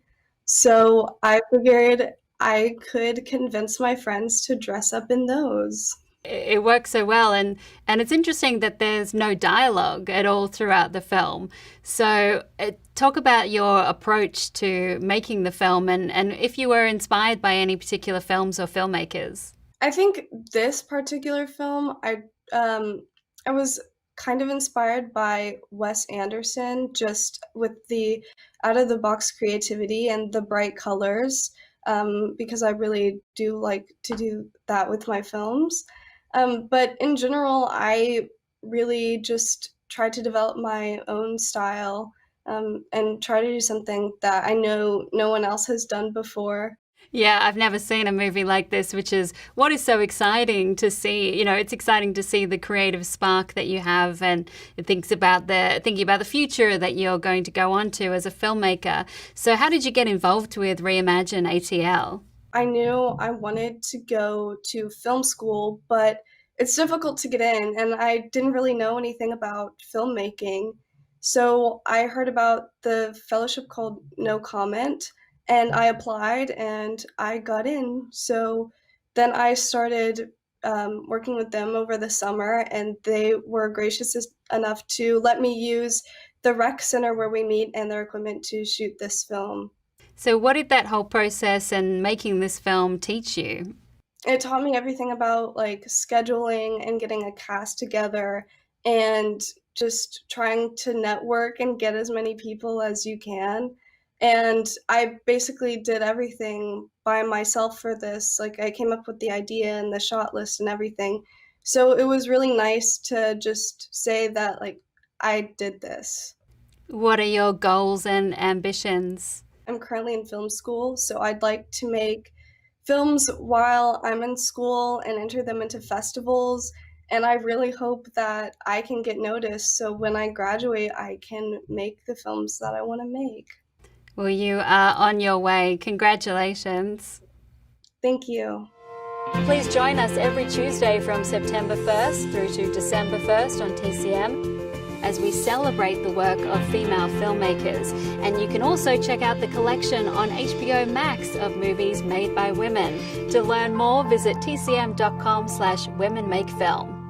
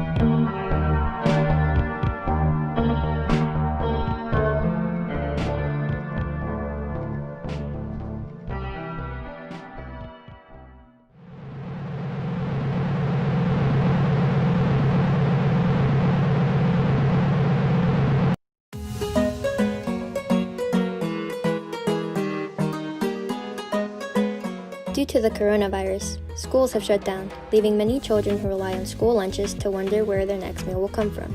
Luckily, Gwinnett County is providing school lunches and delivering them by bus stop. This program wouldn't be possible without the countless amount of bus drivers, helpers, and food personnel who make and deliver the lunches. Here is Harry, the transportation supervisor for Norcross, and Jim, a bus driver, talking more about this program. The process that we go through for this food delivery is a joint effort with Gwinnett County and the food service personnel to be able to deliver food to the children at each individual bus stop for the middle school. We do this each day. Starting this week is a breakfast and a lunch combination for them to have for their food. The parents and students are meeting us at the bus stop. So food personnel are preparing the food here at the schools and then delivering them by bus with a helper on the bus to take them to each bus stop for the children.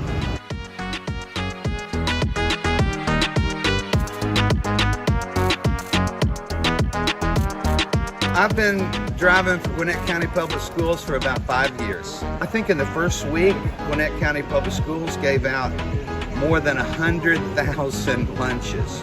It's hard to believe. A lot of the children and most of the parents are very appreciative of this, and they feel like if we did not have this program in place, that some of them might actually miss a lunch or a breakfast during the day. So I think this is a tremendous asset to the citizens of Gwinnett County and the children of Gwinnett County. It's such a blessing to be able to do this. There are so many needy students. A lot of the kids rely on school for most of the food they eat. Okay, so it's very important. It's very satisfying because I tell you what, especially the little teeny kids, they just love it. Big smile. So that's my favorite part.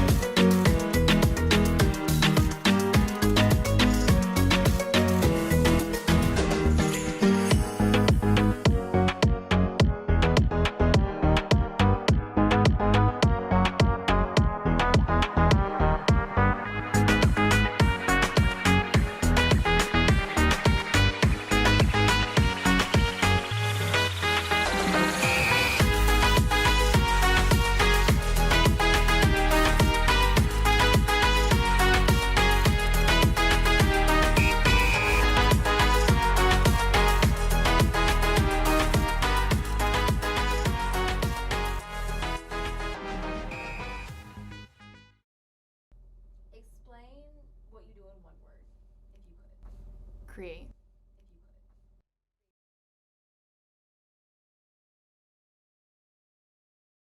I want the truth to come out. You know what I'm saying? Every time I speak, I want to shiver. You know, I don't want them to be like, they know what I'm going to say because it's polite. They know what I'm going to say. And even if I get in trouble, you know what I'm saying? Ain't that what we're supposed to do? I'm not saying I'm going to rule the world or I'm going to change the world, but I guarantee that I will spark the brain that will change the world. And that's our job, is to spark somebody else watching us. We might not be the ones, but let's not be selfish, and because we're not going to change the world, let's not talk about how we should change it. I don't know how to change it, but I know if I keep talking about how dirty it is out here, somebody's going to clean it up.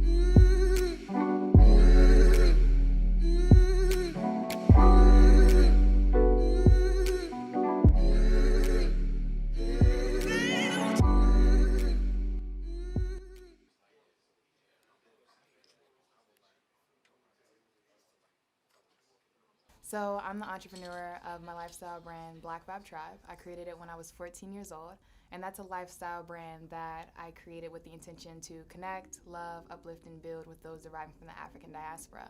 I'm also the founder of an organization called The Youth Will Be Alright, where I donate composition notebooks to incarcerated youth. I grew up in a very loving and supporting and nourishing family where I was really, taught that all of my dreams and aspirations, as long as I put the work in and as long as I followed them, I was always going to have that backing and support.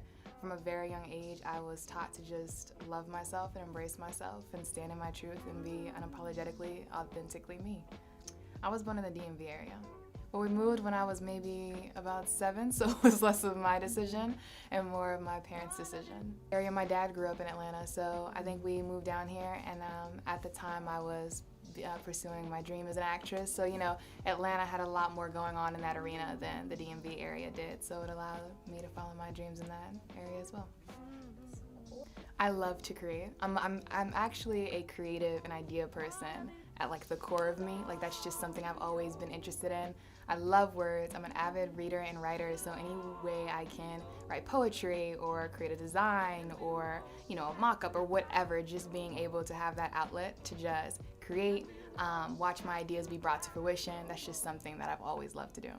So I feel like there's an intersection between it of me being a creative and me loving to express myself and wanting to put my statements and my words and my designs out there, but also growing up the way I did, just embracing my history, my people, where I come from. I wanted to provide a platform for us, and I feel like Black Vibe Tribe is like the love letter to my community in a sense, where I wanted to bring awareness to our history and who we are and that we come from greatness and royalty and what we derive from. So I think it was this balance of it's something that I really am passionate about, but it's also something that I wanted to do for my community and my people. I would say my why or my inspiration is really the love I have for my people and myself. I always had an infatuation from a very young age with all the revolutionary greats who came before us. So the Malcolm X, the Marcus Garvey, Assata Shakur, Septima Clark, Nina Simone, all of these greats, how they were able to utilize their words, their platforms, their passions to really build this legacy that we were left with. So whether it be their speeches or how they carried themselves or, how they were able to utilize their influence to really spark, this generation.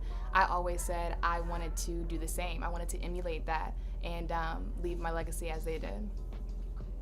I love how many people I've been able to impact or reach. My tribe has grown to be so expansive, and when people reach out to me, whether it be an email, a customer message, a DM, however, and they say, this statement is what I feel about it or how it relates back to us or what it's really done for me or made me feel or, just the relatability of it all. Just knowing that I've been able to touch somebody or to spark something in someone, that alone is so, it just makes me feel good. I always go back to this Tupac quote that I love where he said, I may not be the one to change the world, but I can assure you I will spark the mind of someone who will change the world. So when I know that my work has touched somebody or inspired them or sparked something in them, that is just the feel-good moment for me.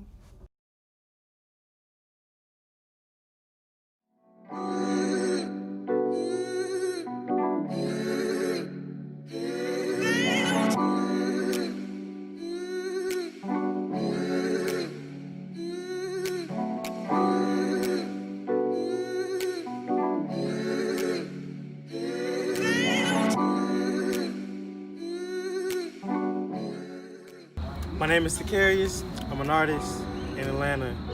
The earth is alive and it has a soul. We're all a part of that soul. So find what you do and do you.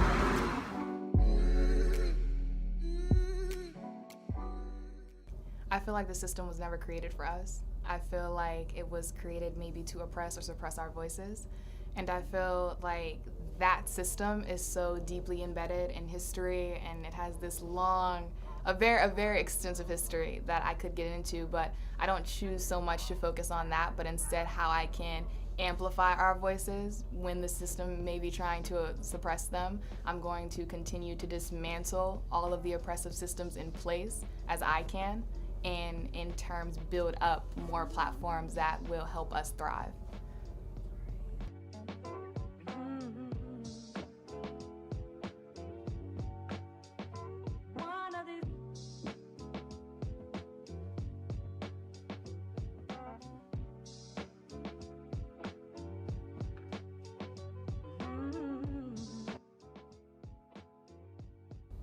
So many things. to be honest. Like, I should make a book of quotes that they've told me, but I think one thing that they really instilled in me more than anything else is just be authentic.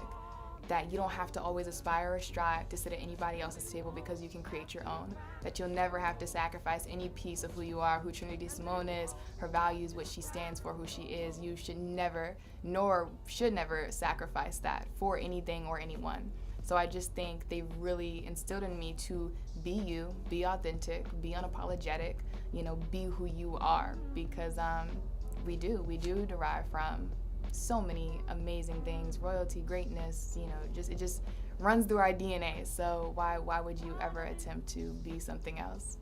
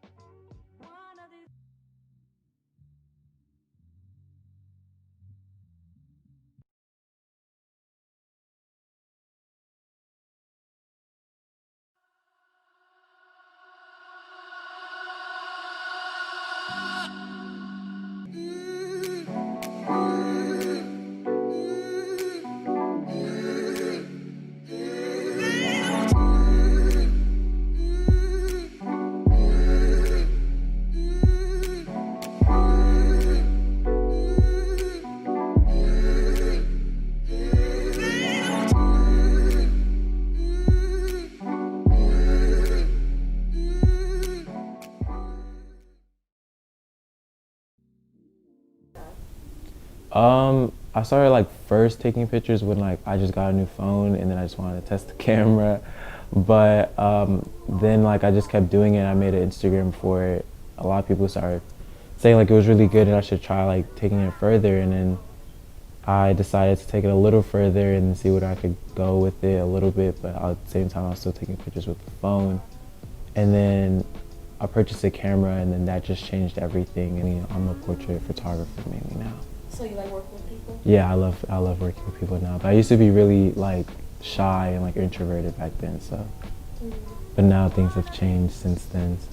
And then people started taking me a lot more seriously, and then people started like booking me, like actually booking me and stuff. And I was just like, I don't know, everything came like really fast, but it was really cool. And like, that's when I realized that like I really wanted to do it. And I just fell in love with meeting all these people and, like just taking their pictures and creating memories for them like to remember later on. I think it's really dope. So.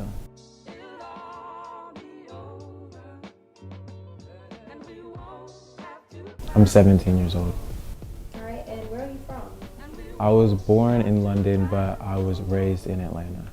Growing up I feel like it was a pretty average life. It wasn't anything crazy, but my parents did travel a lot. So I have 2 older sisters, and we're all kind of close, but we did grow a little distant over the years. But I think all around, like growing up, I was pretty normal. I was pretty average. I wasn't really like anything crazy, but nothing like too serious either.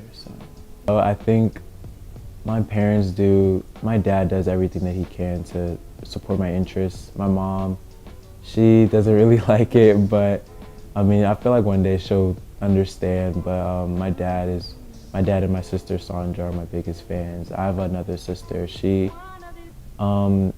supports me, but she's also like very realistic. So she tries to, like make sure that I know like this is what I want, and like it's not just like a phase or anything. But yeah, I think most of my family support me, but some of them are getting there. Yeah. My biggest inspiration is my sister Sandra. She's just very, very outgoing and artistic, and growing up I wasn't really like that, and then she introduced me to like meeting new people and to like express myself in different ways that I never thought I could. So she really taught me how to be more artistic with things rather than just words.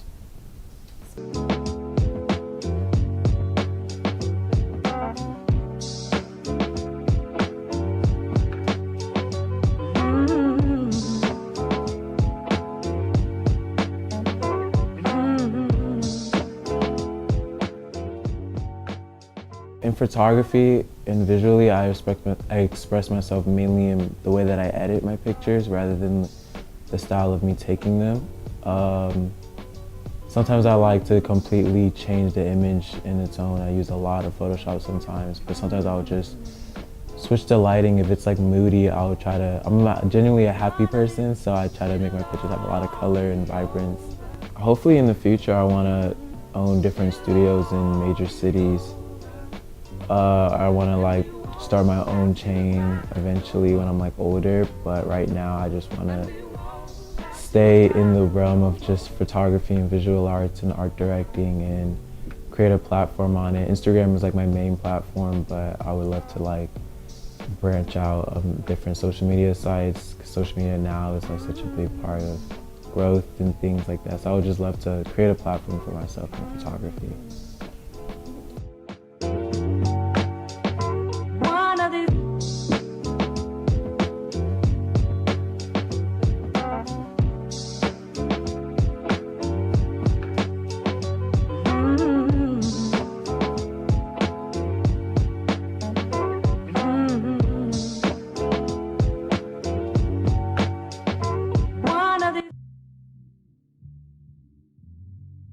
I definitely felt exhausted before, and I have felt discouraged before just because I felt like I could always just do better and I don't sometimes, and don't really know why, but exhausted is probably what I feel the most, just because like sometimes I'm like a perfectionist sometimes, and like it could really just wear myself out, and like I'll just kind of like take a break from it, and I hate taking breaks from that because it's something I love to do, but like sometimes I feel like when I'm too exhausted, I just have to. But I'd say what really like drives me is knowing that I could really do something with it, and that knowing that some people really have come up to me and said that like now they like are inspired by making their own, turning their passions into businesses and turning what they love to do as like a hobby into something serious.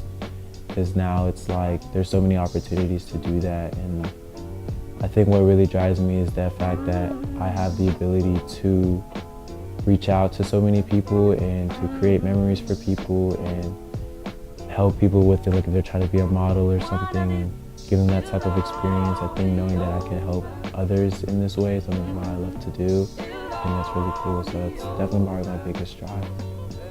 I think I affect my community in terms of like how people are now, like some of my own friends are now turning their passions into businesses, and some of them want to try out way more things that like I never thought they would want to try out, and some of them are photographers now, some of them are videographers, and they're just, some of them are into makeup, and some of them are trying to be makeup enthusiasts and things like that, and I think that's really cool that that they see me as like an inspiration in terms of that. I think also in terms for my community, in terms of that, I feel like my community has definitely grown and changed a lot.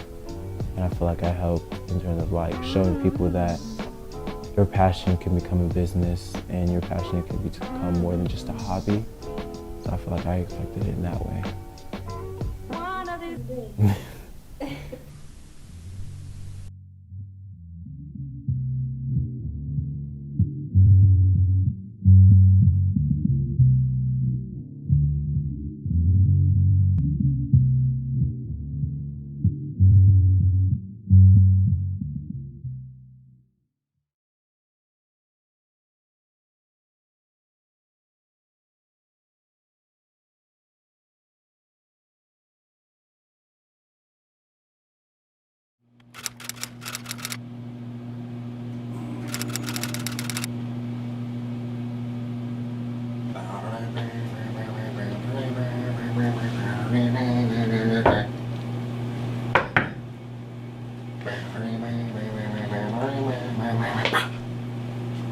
All clear. Operation Great Changers to go. Wait. See anything out of the ordinary, Ricky Bobby? No, Alex, it's a Saturday. Can we just get this over with? I will only be addressed by my code name. No, Golden Ray. No one's here. Macho Maverick, you're supposed to be out of sight. What's with the stupid nicknames?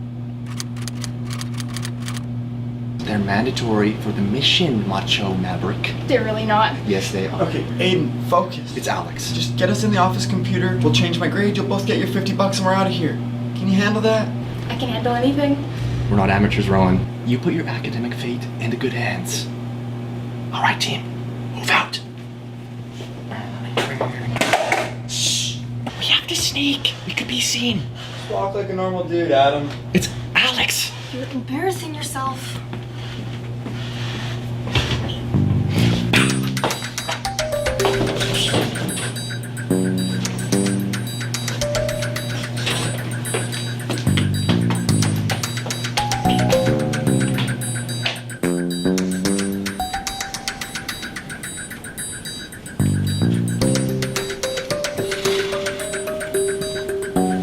Phase 2 is underway. So, you still single? I'm too old for you, Pipsqueak. The 3-year difference won't be so bad once we're in our 20s. Play the long game. I'm good at waiting. Need some help? Proper stealth work takes time. Take notes, sis. Just move. Take notes, bro. Well, get in there. I'm going.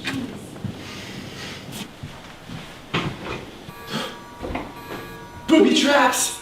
Get in the grade book. Wait. Gloves. Right. Really? Fingerprints.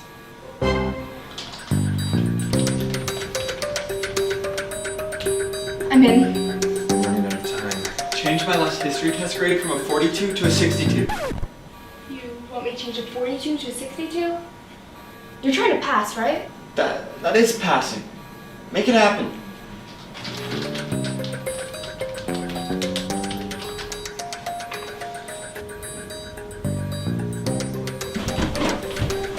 Hey! Where's our $50? You actually thought I was gonna pay you? Damn, you're gullible, Aaron. His name is Alex. Whatever. Wow. He's really not the sharpest knife in the drawer, is he? What are you talking about?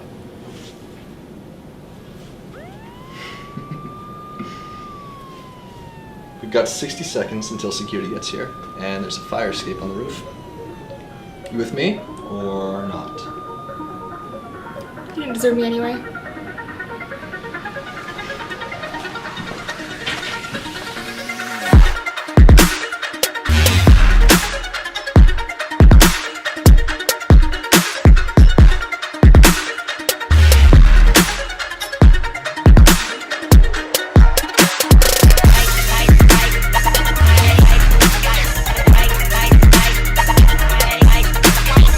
Operation Grade Changer, Scene 1, Take 1. Scene 2, Buttered Croissant, Take 1. Scene 4, Alphabet Soup, Take 1. Scene 4, Corona, Take 1.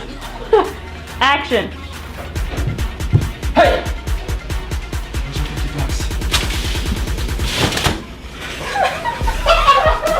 All right, a little bit more in, Lisa. A little bit down. A little bit more over. Nope, up. Why are they yelling down in the street? Wait! Get in the grade book! You're trying to pass, right? I'm so sorry. You're so considerate. Good, cut.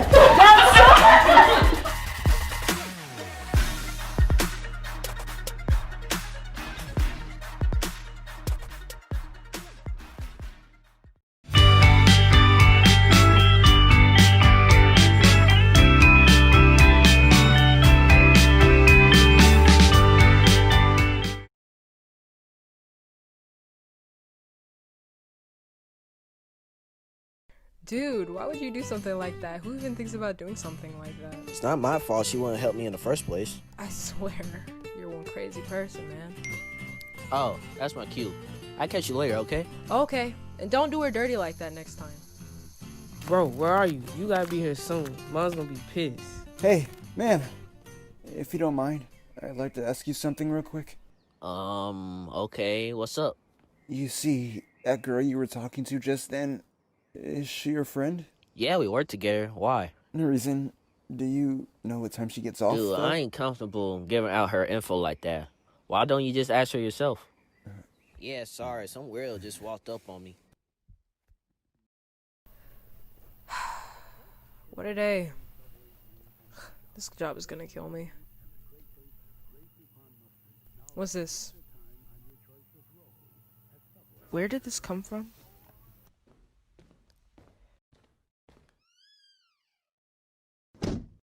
Where do these keep coming from?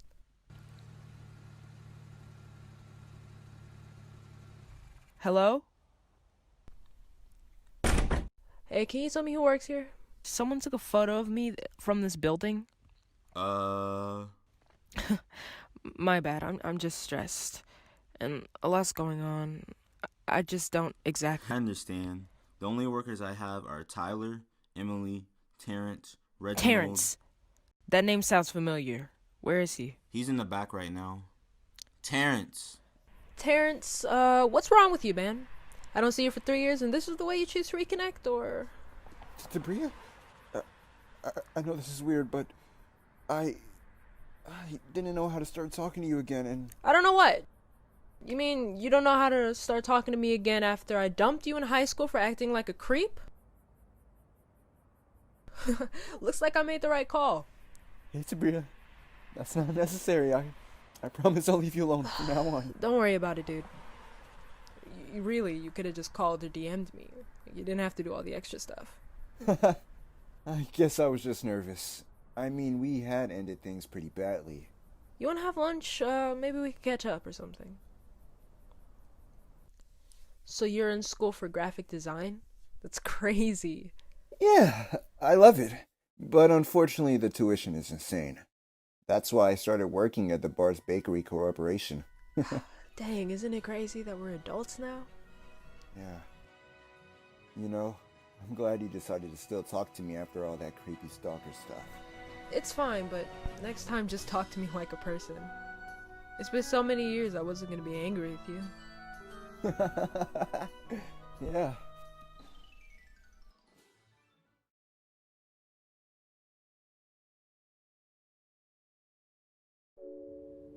I'm Lacey Epstein, I'm Steve Epstein.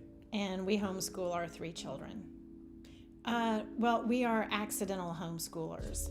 We had full intentions of sending our kids to public school, and we even bought a house in a neighborhood where the elementary school had a good reputation, and all the kids walked to school with their parents, and there's big community supporting the school, and that's what our intention was. Whoa. Wait just a minute. There's something I gotta tell you before we go on. When I set out to make this documentary, it was supposed to be about why parents chose to homeschool. See, that was in October of 2019, when you had a choice to homeschool.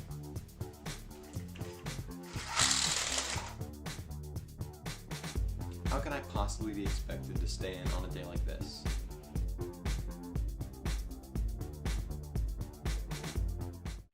So let's get right to it. Our top story, the new developments in the coronavirus. The number of cases in the U.S. jumped again overnight to at least 102,000, with 1,600 deaths now. Over in Italy, the government is resorting to a drastic measure. They're putting a quarter of the population on lockdown. Tokyo has recorded its highest number of new daily cases.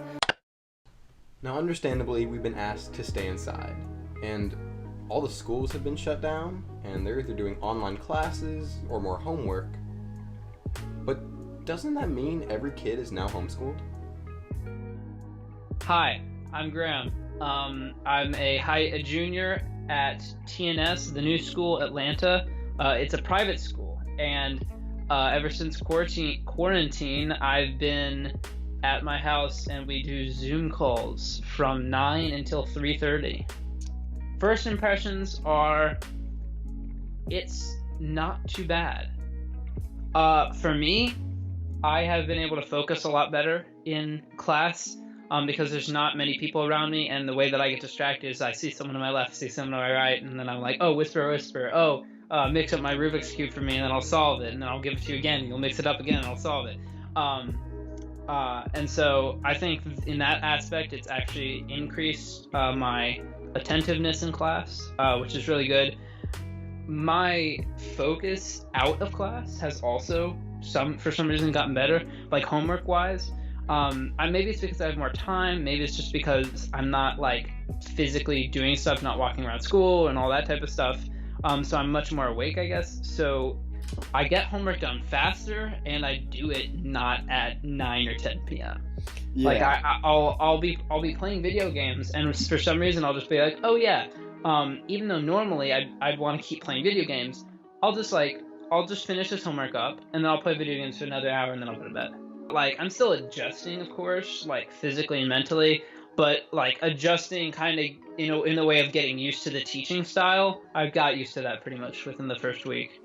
So now the whole world is homeschooled. But before the pandemic, why would you choose to homeschool? That's what we're doing. So for me, it was about thinking about my experiences in school, from elementary school all the way through college, that first and foremost, I was trying to make a grade. I was trying to follow the rules and play the game and get the grades, and it wasn't really about a lot of learning for me. And I just figured that homeschooling could be a path to something different, where what you wanted to learn and what you were interested in could take precedence over, making sure you got that grade and filled in that bubble sheet. My name is Madeline Rains, and I unschooled my 2 sons. I decided to homeschool because I lived on a farm in an hour outside of Atlanta, and the school that was down the street, that was acclaimed as one of the best schools in Georgia, was really small. They said they were really small, but there were trailers all over the place in the yard, and the principal had the right to paddle the kids. I'm Abby Bogust, and I'm a homeschooling parent. The idea is that children develop over time, that you focus on the grammar stage when they're small. That's a lot of memorization. The logic stage or dialectic stage in the middle years, and exactly when that happens depends on the child or which person you're talking to about homeschooling, but that's logic, making connections, taking all those pieces of information they've studied when they're small and putting them together in new ways. And then as they get older, really learning how to speak and write about those things in a persuasive and intelligent way.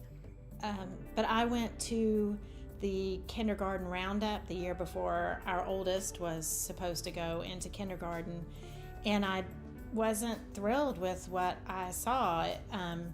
The kids were coloring in. It was a fish with bubbles coming up, and they were only coloring in the bubbles. And I asked why, why weren't they coloring in the entire fish, and what was happening with that? And the teacher excitedly told me that they were only doing the bubbles because they were getting ready for test prep. So now we have the why, but we need the what. See, there are 3 main types of homeschooling. There's eclectic homeschooling, unschooling, and classical homeschooling.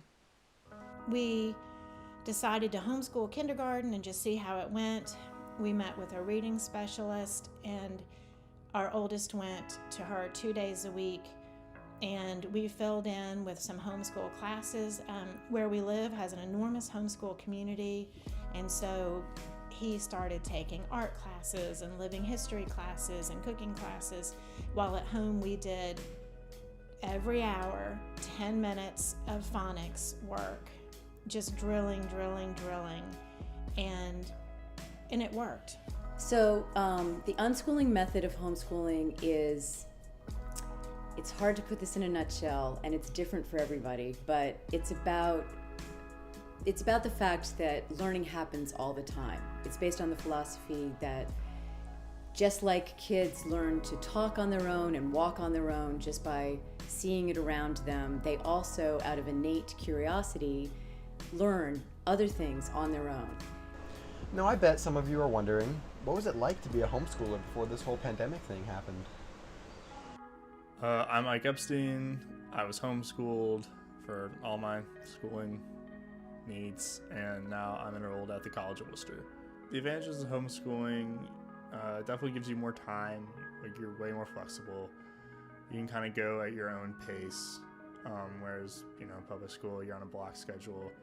Homeschooling can kind of be a misnomer. I stopped taking classes in my house after, I think, 5th grade. We went to like a type of like a small hybrid school with retired teachers who don't want to teach full time, but still want to teach a little bit. So now it's time for the big question. Does homeschooling prepare you for college? Most colleges like homeschoolers because it differentiates you in the college application process. I absolutely think that homeschooling prepared them well for college. They both did 2 full years of college courses before they graduated from homeschool. And Jesse's ended up going to college in the honors program on full scholarship, and it's because I gave him the freedom to find his way. I mean, it's not because of that. He could have done it in other homeschooling methods too, but it proved that they were going to learn what they needed to learn to follow their passions. Homeschooling definitely prepared me for college because my homeschooling schedule mirrored my college schedule. I'm only taking 4 classes a semester, and obviously I'm not in school all day, so I can go to baseball practice when I have to, go to the gym and lift. I know how to schedule my time better thanks to homeschooling. In the end, there is no right or wrong schooling choice. What really matters is that it's working for both the parent and the child. And after the whole coronavirus pandemic is over, there will be way more options than ever. And if your current situation isn't working, then you can change it. There's always another option.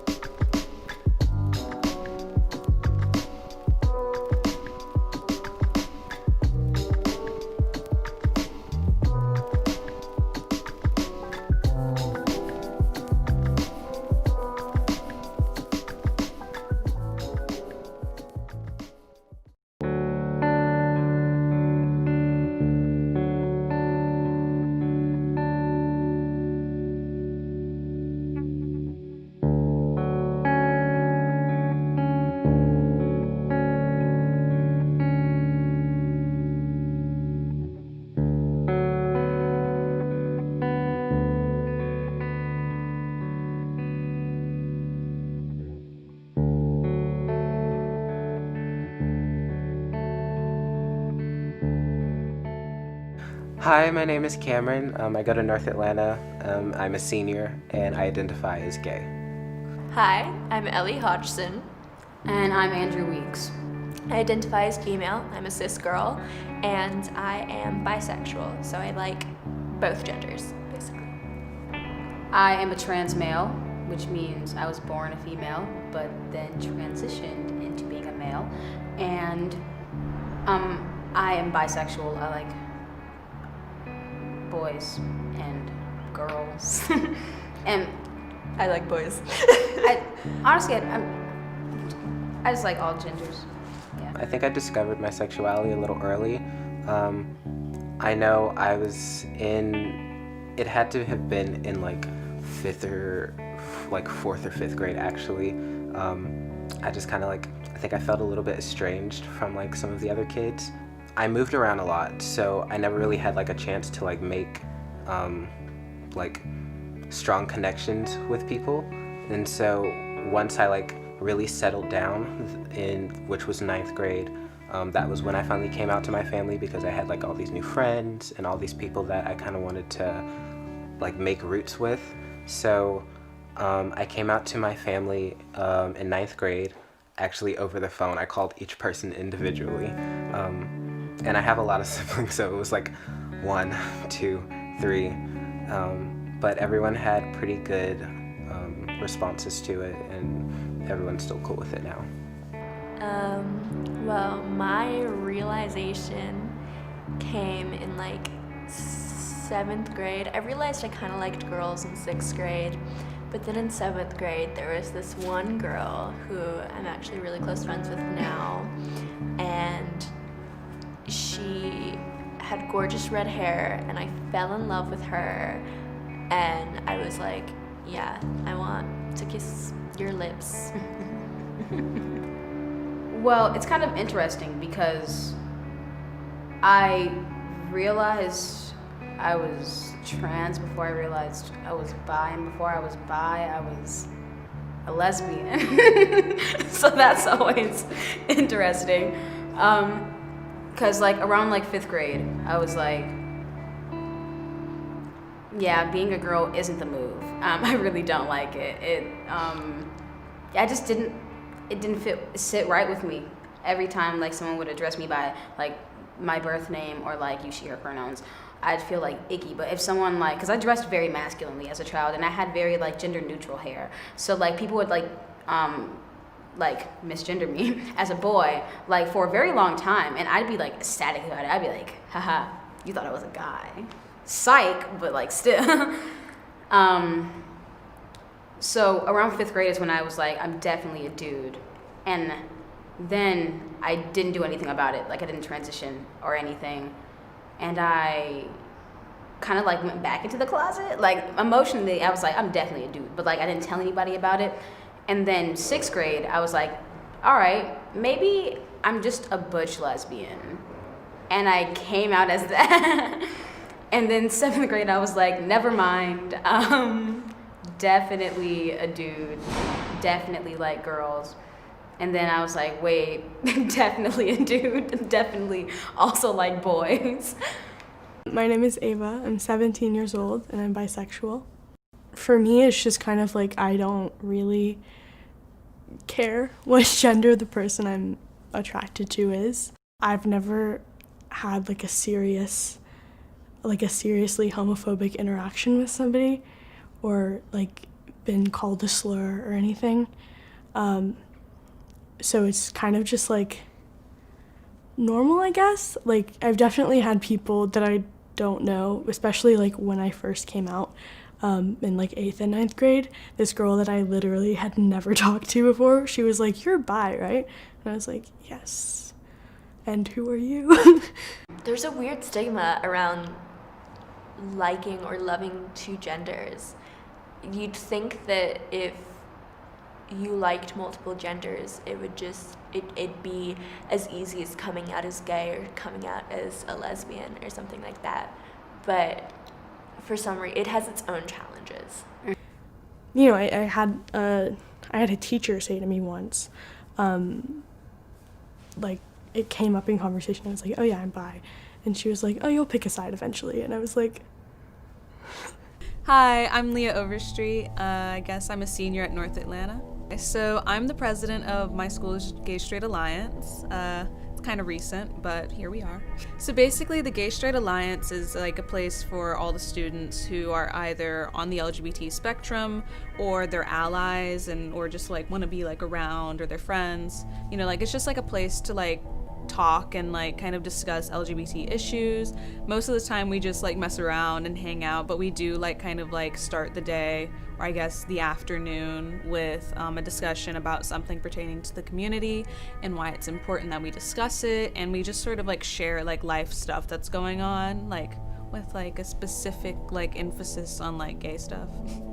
I think the nature of North Atlanta, like it being a super diverse school, and also I guess like just having a really strong arts program, which I know is like kind of a stereotype, but let's be real, like there are a lot of artsy gays, like kind of makes it so that it's really normal to be gay. But I don't think that we necessarily have like a huge gay population or a hugely out gay population. I think it's really important that there's like a space where people can go, because even though most people at our school are pretty much out and like their parents don't care, or like no one at school is really like getting bullied for being LGBT, it's kind of like nice to have a space where the people who aren't out or don't feel comfortable talking about stuff with other people, like it's important that they have a place to go to where it's people who understand their struggle or empathize with it, and it's kind of like, it's just nice to have a community or like a family. So the thing about GSA is that I know a lot of students don't pay attention to it. Like, it's something you hear about every day, and there are definitely people who really care about it and come, and they all have a great time, and it's a safe space for them. But there's a lot of people who like put it in the back of their heads. It's like out of sight, out of mind. Like a lot of people wouldn't even know that there is a GSA. I think the GSA is good. The GSA is really good. They allow us to have a GSA. That's definitely a big step. I think we tried to have a GSA at our last school, and they were like, very funny. Cute. Go home. Anyway. We already gave you theater. So I think it's good in terms of bringing people who would like to be a part of it into it. But for people who are homophobic or just don't want to associate themselves with what they perceive to be the gay image, will kind of just forget about it, if that makes sense.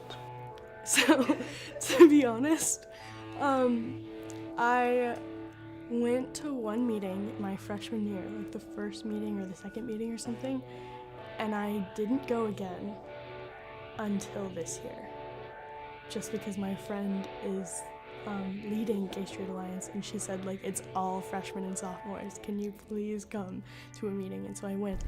Well, we do have some older members, but because they have other commitments, they sometimes can't come, so it is predominantly freshmen.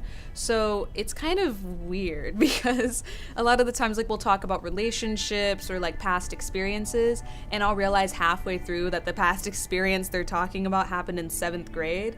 And it's just kind of weird because I'm at, like, that weird point where I'm in that weird part of Gen Z where it's like, you grew up kind of knowing that being gay was kind of taboo like 5 seconds ago, but it's not really. And so seeing the kids, like, be so expressive and so open with their sexualities, like, some of them have, like, come out, like, since they were 6.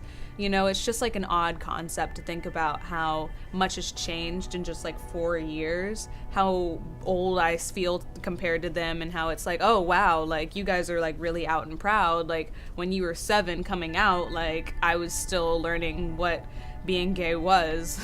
So, yeah. If you feel that that's a space that you really, really want to be in, and you have things to get off your chest, or you want to listen to certain things and talk about, like, general gay experiences a lot, I think it's definitely important. Like, I guess it's sort of like, if it's super present in your life, then 100% go to GSA meetings. And also, if you just, like, want to meet gay people, definitely go to meetings, because, you know, it's pretty much all gay people. And also, if it's like, if you want to be the one who's helping younger gays or, like, mentoring them or anything, then that's nice too. Since it is all new people, like, it was like a whole lot of trying to put out posters and get the word out. And by the way, my posters got us in trouble because I was trying to be funny. So I did, like, a SpongeBob meme, and, like, I said, like, show up, it'd be gay not to, which is, like, a funny thing to say, like, reclaiming the word, like, we can say it, you know, we're the GSA. But the administration got concerned that it might be offensive, but, like, it was funny. I feel like it came from a place of really not wanting to be offensive, kind of like how on occasion white people will say African American, like, trying to go the extra mile to make sure that they aren't, like, making anyone feel ostracized. So, like, props to the school. It was a bit annoying because it's like, but we are the gays, like, we can say it, like, this is our club, like, we can, like, say what we want. But, you know, it all comes up to, like, the school not wanting it to get misinterpreted, and that's, like, totally understandable. Administration at North Atlanta has a difficult time distinguishing between what is, like, a fight or teasing between friends that goes a little too far versus, like, actual bullying. I wouldn't say the administration is super active about certain, like, they are very active about, like, targeting bullying and stuff like that. Like, we have that, I guess, like, that culture of everyone, like, wanting to make sure everyone's all right. But in terms of strictly, like, for gay or LGBT, there's not necessarily, like, a big focus or a big drive to, like, stop that. We do have GSA, but GSA is very, it's like, it's a student-run, like, organization, so most of the, like, the efforts to, like, to make the to make LGBT like bullying not a thing in North Atlanta is like very student driven and not necessarily administrative. I've had, I think, one instance of just like blatant disrespect because I'm trans, and it was 9th grade finals week actually, and I was doing my Spanish final and I came in late, and so everyone else was finished, and the class was like making like a huge ruckus, like they were being loud, talking, and Mr. Garcia was like, "Hey, could you guys quiet down? We saw the students testing." And then he had to call down like a different administrator to calm the class down. And she came in and was like, "Hey guys, quiet down. People are still testing." The class was like, "No one's testing. Who's testing?" And she pointed to me and said, "He's still testing." And they all looked at me and was like, "You mean her?" And like I was like, "No, it's he. I would know." And then like they were just like, you're not a boy." And I was just like, "Yes, I am." And then they were like, "Are you sure?" I was like, "I would be the one to ask, you know." And they just kept on asking like really invasive, like in front of the entire class, and like these two authority figures, they were just asking really like invasive questions, and like stuff about like my private parts and like things like that nature. And they were just like, "Then why do you paint your nails?" I was like, "I didn't know you were the gender police." Him or the other administrator really could have stopped them, but they didn't. And I just, in moments like that, I felt like truly like, wow, I'm like really sitting out here being the only trans kid at my school. I feel like they put up a front of like absolutely not tolerating it, and there are a few teachers, especially we have a large community of LGBT teachers at the school, and obviously they are very intolerant to that. But I feel like when you get higher up at a certain point, when you get past those very few teachers, it's the help kind of ends there.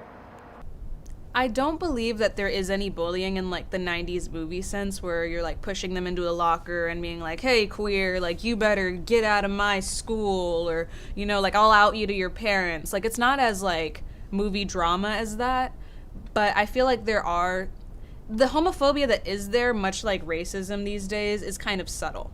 It's less of a blatant, "I don't like gay people and I'm gonna beat you up," and more of a, you kind of notice they'll make comments or not be comfortable.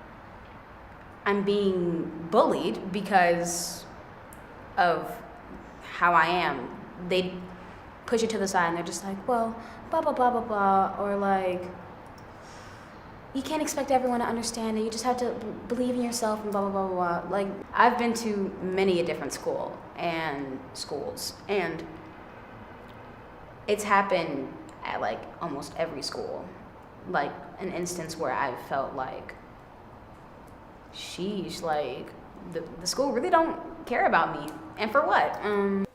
So do you think if like, a student were to truly speak up about it, like they would receive help from the administration? Yeah, absolutely. I believe so. Do you think if the administration like firsthand witnessed an occurrence of this, that they would stop it? Absolutely. Yeah, absolutely. There's an unspoken expectation that if you are being bullied because of how you identify, your sexuality, or your gender, most administrators will see that as something you should just take, something that you not deserve but should be expected, so they don't need to do anything about it. I don't think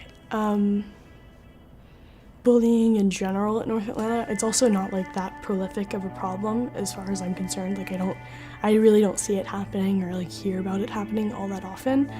But I definitely think at any school, like, there's more that can be done. My one trans friend, he's a sophomore, and he told us that he'd been experiencing like something in his theater class. There were these two white boys he said that they were being like kind of racist and homophobic to him. And it was like really odd because like you don't really hear many stories about that. Like it's almost like you forget that that sort of thing happens and that exists. It's like, oh wait, what? Like that's not allowed. And so I had a little chat with one of the boys. And I basically threatened to get him expelled for hate speech. And I think that fixed him right up because he did apologize to my friend. I have a different friend who took a different approach that I will not disclose here. But I don't condone it. It's hidden a lot of times, and a lot of people don't necessarily speak up about their instances, so it's hard for administration to do anything about it if they don't know. I don't know if my friend actually ever reported them. I think it was kind of like they didn't want to make a big hoopla about it, but me and my friend, because we're like 2 years older than them, so like my friend, he's a sophomore, and me and my other friend were seniors, and so we kind of felt like a need, like, and at this time they were freshmen, and we were like, well, we need to like do something about this, because if the teacher's not going to do anything, if they don't want to report to administration, then we felt like a need to like kind of like step in and be like, hey, like this isn't cool. I've gotten into a physical fight because someone called Andrew a tranny. I was there. They didn't get in trouble. It's okay. I'm not salty. That was at Sutton, the feeder school. Don't stand Sutton. 6th and 7th grade was like one of those, it was middle school was hard for everyone, so I got bullied a little bit, and I don't know, I didn't have like as many friends, so I was kind of lonely in those years. I think it was definitely because of my image. Like I was, I'm still this way. Like I'm not as, I guess, manly as other guys, and I carry myself very like light or delicately. So that was one thing that people would always like bring attention to. But yeah, I can see that. Yeah, we both went to the same feeder school. So like the homophobia, transphobia, it was a lot like broader there. And I feel like that's just because we're all like immature middle schoolers when we were in 8th grade. But I wouldn't say I feel the most safe at North Atlanta, because like truly I don't feel really safe anywhere because of the labels that I have that go along with me. But I do feel safer than in other places. Well, I would definitely, if I lived like, in Macon or something, I probably wouldn't be as open about it. And I went to stay with my sister in 7th grade, which was in Macon, Georgia. So that was fun. Loved that. Atlanta's very different from the rest of Georgia. Macon is very like, and I lived in like an upscale area of Macon, so it was all right there, but there's still a bit of a backwards mentality, and it can kind of show even in like younger kids. So I feel like we're kind of like a little nugget in like hellfire.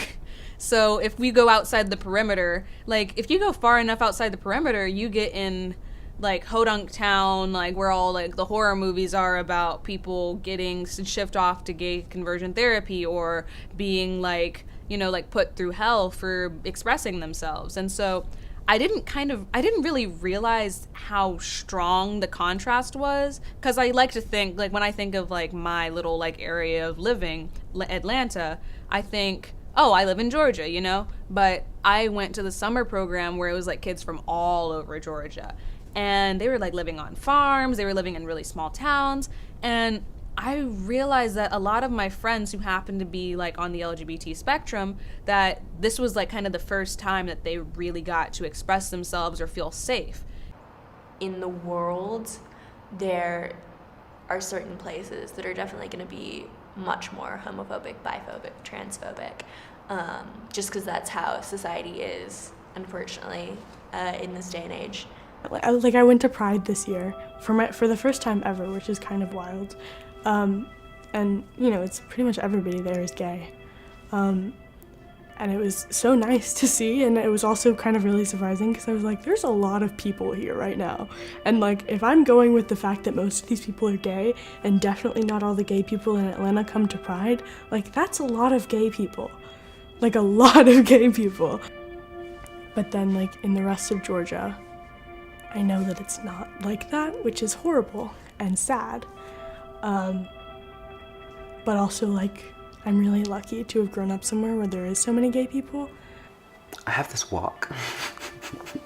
And a lot of people talk about it and they're like, oh my God, like, I love the way you walk and stuff like that. But when I was a lot younger, like, I still walk the same as I do.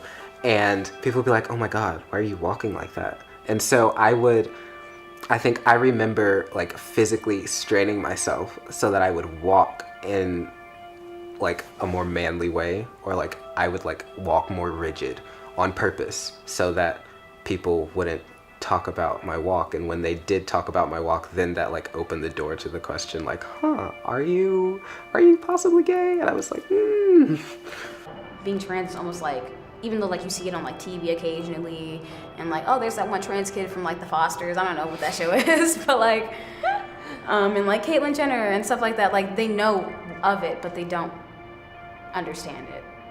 So, like, the diversity of North Atlanta really has made it, like, bearable. Because you are exposed to more people like that, there's no big shock. There's no, oh, Marty might be gay and we don't like it. Like, it's just kind of like, oh, Marty's gay, so's Stefan, so's Kevin, so's this person, so's that person. So it's less of an anomaly and it's not as much of a spectacle. Like, no one's having a big coming out. If anyone's coming out, it's to their parents or letting their friends know, hey, you guys were right. Before I came out, I never saw a trans man. I only saw trans women, and I was just like, that's kind of crazy. And then I figured out that they were trans men, and I was like, that's even crazier. That's even crazier. In Macon, I've been, like, name called and stuff like that. But in North Atlanta, no one has ever, like, blatantly name called me or anything like derogatory. But I have had situations where, I don't know, friends of mine, specifically guys, will not necessarily feel uncomfortable, but they'll kind of disassociate themselves from me if I get too friendly or, like, get too comfortable with them, if that makes sense, because I know they think I like them, but... And so the instances in which it does happen are kind of rare or subtle, or it's more like, oh, that kid was just voicing their opinion, or you can't really, you know, like, you can try to educate Timmy, but he might not get it, and that's, like, his right, and they're kind of, I feel like there isn't really any big issue at our school specifically, like, for that sort of thing. So I feel like if the school had, like, a rally, like, we're gonna protect the gay kids at this school, all the gay kids would look at each other like, what happened? I think kind of supporting that student voice that we have is a big positive thing, because I know they don't, it's not like they necessarily go out on a limb themselves, but if we speak up about something, they'll kind of back us up sometimes, which is cool. North Atlanta does a good job of, like, hiring a diverse staff. Like, I have gay teachers, and I have teachers of almost every nationality that I can think of right now. Different religions, different family upbringings, different financial statuses. And I think they make it's just a lot easier to kind of interact with them, because you realize that they kind of represent this world that you are a part of, and you have differences just like they have differences. Well, we have gay teachers, like, a lot of gay teachers, and which I think is, like, kind of something that isn't, like, talked about enough. The fact that we have, like, several openly gay teachers at our school, I think it's just cool because, you know, those teachers kind of flock to their gay students. And if I needed someone to talk to about some kind of a crisis that I was going through, and maybe I wanted to talk to somebody who could relate, then it's nice that I would have, like, someone that I could do that with. But also, it's like, I know there's been many times where, like, I've been not so much about me being bi, about me being trans. I feel like it's like the end of the world. I'm just like, I'm gonna, like, feel like this dysphoria, or, like, feel like no one's gonna, like, respect, like, my pronouns or anything like that for the rest of my life. And when I see an adult who, at least to me, has their life put together and, like, they're alive, that, like, it's like, if they could do it, I could. If you don't have a safe place to talk about what you're going through or anything bad that's happening to you, that's specifically geared to the lens of the LGBT community, then a lot of your problems could go unheard or potentially just not even understood as problems. Personally, worst thing about being trans is the dysphoria and the depression that I get from being dysphoric. For those of you who don't understand what dysphoria is, it is feeling a discomfort with your body because of your gender identity. I get it fairly frequently. And it's probably like one of those things that like it never shuts off. Like it always is like coursing in the back of my mind. And some days I'm feeling really great and I'm just like, I'm looking super masculine. My voice sounds deep. Like my jawline's like kind of high. I don't know. And then some days I'm just like I look in the mirror and like I can't help but to cry because I'm just like, ew, this isn't the body that I want. This isn't the face that I want. This isn't the anything that I want. And I want it to all just like go away. Like I did an article interviewing like the teachers that identified as LGBT and the students, and the teachers had like they commented that a lot of times like they didn't have anyone else in their school. Like there was like one other person and they weren't really friends, or you know, like they were kind of like, so it took them longer to figure it out or feel comfortable even considering that. Meanwhile, the students, all their friends are gay, so them being like, oh yeah, me too, like it's not that big of a thing. My favorite part about being LGBT is I like guys. Guys are great, like guys. But just kidding. I think my favorite part about being LGBT is the overwhelming support that people give you for being yourself. And that makes me seem like a big like attention seeker, but I guess it's just like it's good sometimes to, and not necessarily like, I don't think we need approval or validation to be who we are, but I think because we face so much like negative sometimes, the good part about being gay is that it's kind of a trend. So. My favorite thing about being bi is the choices. I mean, come on. Like, it genuinely confuses me how people can see like one gender and just be like, that's the one I want forever. Enough. Like, girls are very attractive. Guys are very attractive. Like, like it's just like, why put yourself in a box and say I only want one thing when you could have everything?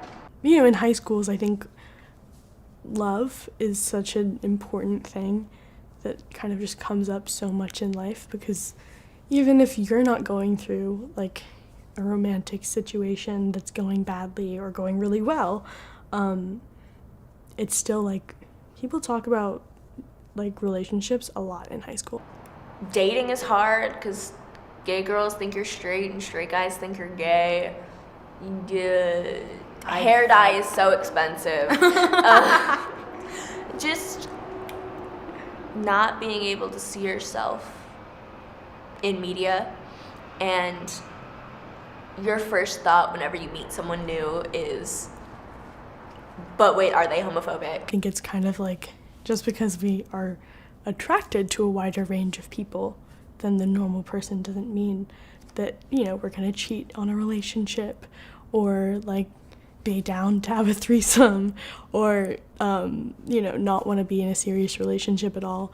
Because I think that it kind of like, I don't know, it's harmful to put down an entire section of the population and be like, well, you know, they're here for a good time, not a long time. My favorite thing about being trans.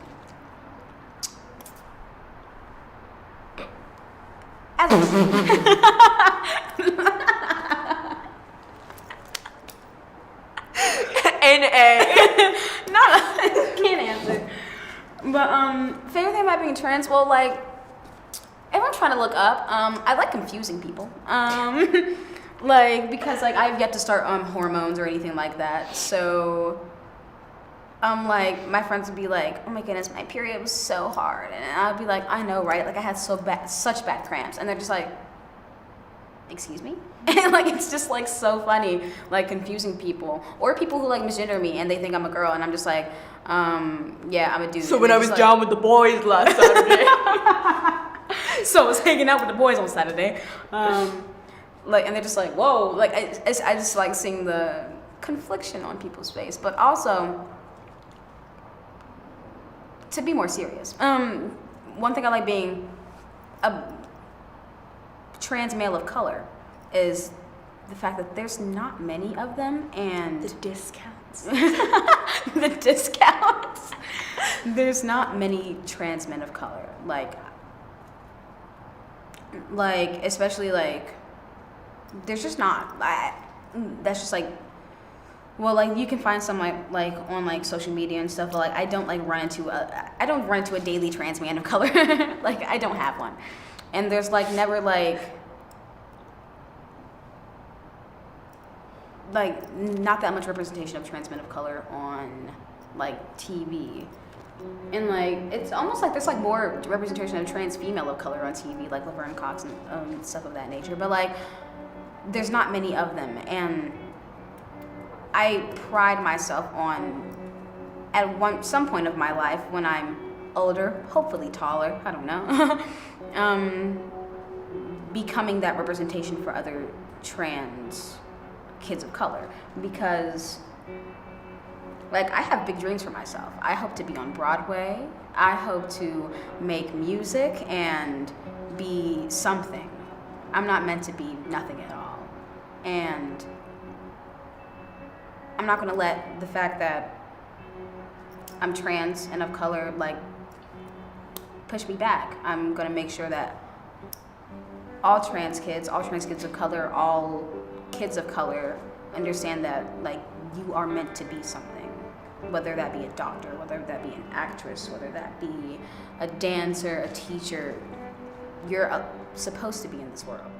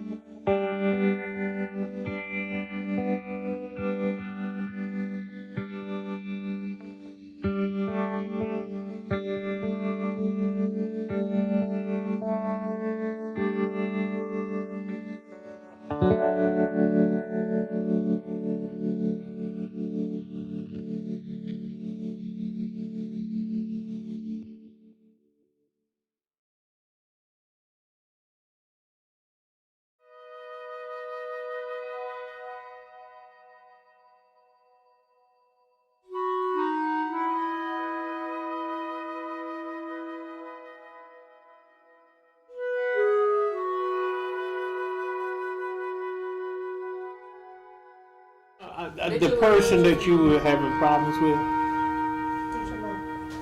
the one you said you were going to Look for dresses for wedding. Oh, good. She ain't forgave. Yes, I can. No, you haven't. She put on mainstream this. She did mess some dresses up.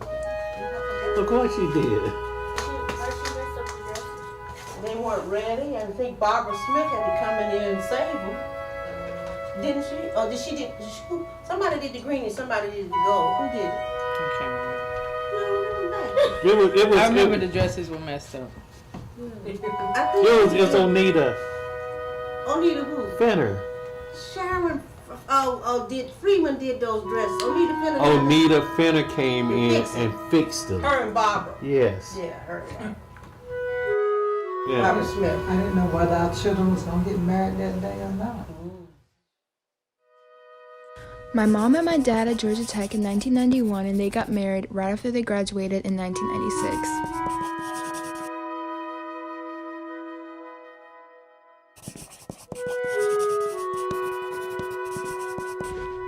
They lived in Rhode Island and Virginia Beach before deciding to come back to Atlanta, where my mom grew up.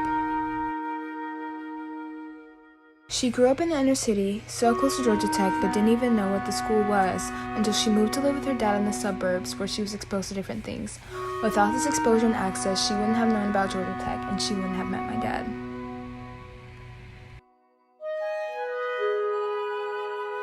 These experiences were the main factors in how she raised us.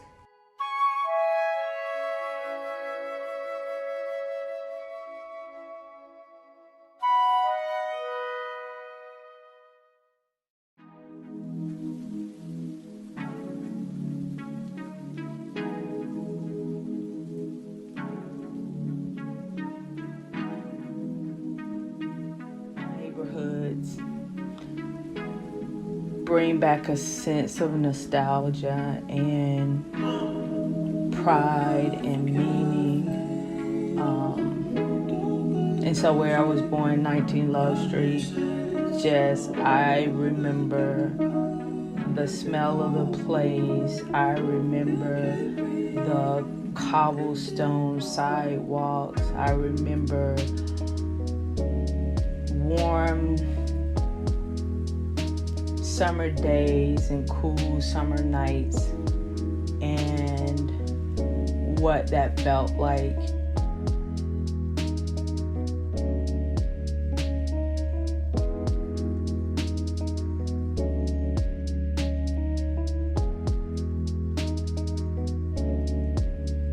All of those things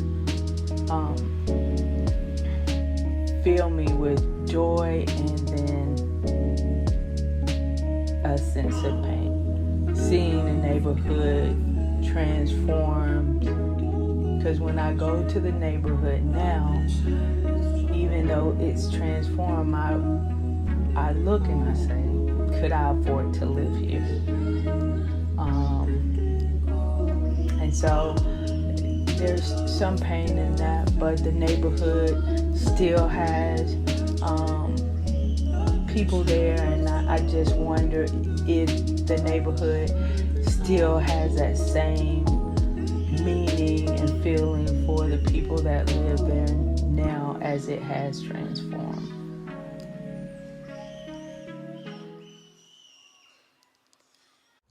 Hi, I'm Nelson Dean, and this is my firstborn, Lucretia Gant. I was born in 1950 to Dorothy and Steve Dean. I'm 11 of 12 children, and I was born in Atlanta, Georgia. Both of us are born in Summerhill. I was born on 19 Love Street in Summerhill. When I started high school, I went to a predominantly white high school coming from a predominantly black middle school. On occasion, there were some racial slurs launched at me, and I remember the first time I was called the N-word, and I came home to share that with my dad, that someone had called me the N-word, and I was a little bit traumatized. He said, well, are you that? Are you an N-word? So they call you the N-word. Is that who you are? That's not who you are. You know, that's who they label you as being. It was kind of forceful, and I think I snapped out of it, but I didn't really understand the forcefulness until I became a parent. You want to protect your kid from hurt that you may have felt by encouraging them to rise above it. You're feeling hurt at the same time, but you want them to not let that pain overtake them. I went to school with people who were professed skinheads and things of that sort, and I think his encouragement helped me to rise above that and to even confront people, not face to face. I wrote them letters, but So you wrote people letters. So like, what did you say in the letters? Like, well, I mean, I just challenged their thoughts. Like, everybody can't be the same, and if you are upset that I'm in this space because I'm black, what if everybody were white? Then what would it be next? Would it be that everybody needed to have blue eyes, everybody needed to have blonde hair? We're all going to be different. I think that was the essence of my letter toward someone who was a skinhead. It was a young lady, as a matter of fact. I think she was just trying to find her space and to find her space, she thought or felt that she needed to deny me my space. My father integrated schools in 1964 and went through quite a lot. We heard the N-word. We had a lot of things done to us while we were in high school. Just walking down the hall, people would throw erasers and chalk and all kinds of things at least at me.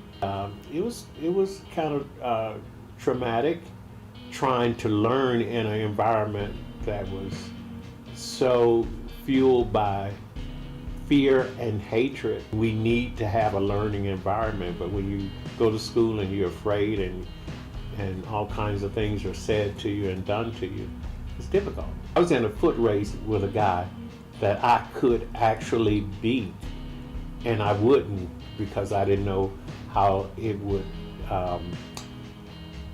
affect the onlookers or the spectators. And I remember, pulling up and letting him win just so that I wouldn't be persecuted. So yeah, all of that affects the learning ability and creates an environment that you have to choose whether you're going to try to be at peace or you're going to make a stand.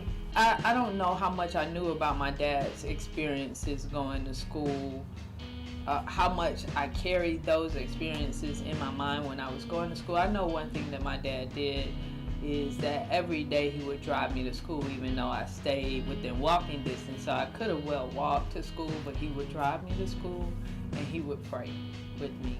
And he would pray that I would have the mind of Christ. And he would pray that I would excel and that I would be in the top. So, and I think that fueled me. It definitely fueled me being in a space where there weren't a lot of people like me. It determined or propelled my decision to pursue the school that I went to, the engineering field that I pursued. Was all about making a statement, about doing something that someone like me hadn't done before. She's a fighter, and so so she takes adversity and uses it. I don't know if she got that from me, but I know that she used it in high school. It caused her to score in the top 5% of her class and prepared her for the college that she went to. My middle brother, James Dean, became the first black state representative in DeKalb County. And then I had a brother that's 3 years older than me, followed James' footsteps and became a politician or state representative from our community, from the Summerhill community. I often have my nieces and nephews, and even Lucretia, come and serve as a page in the state capitol. A lot of things that he did that I didn't understand. Again, being traumatized in high school, and that experience in high school really set a course in my life because my mother made a statement one time and said that she wished that I would be like my brother James.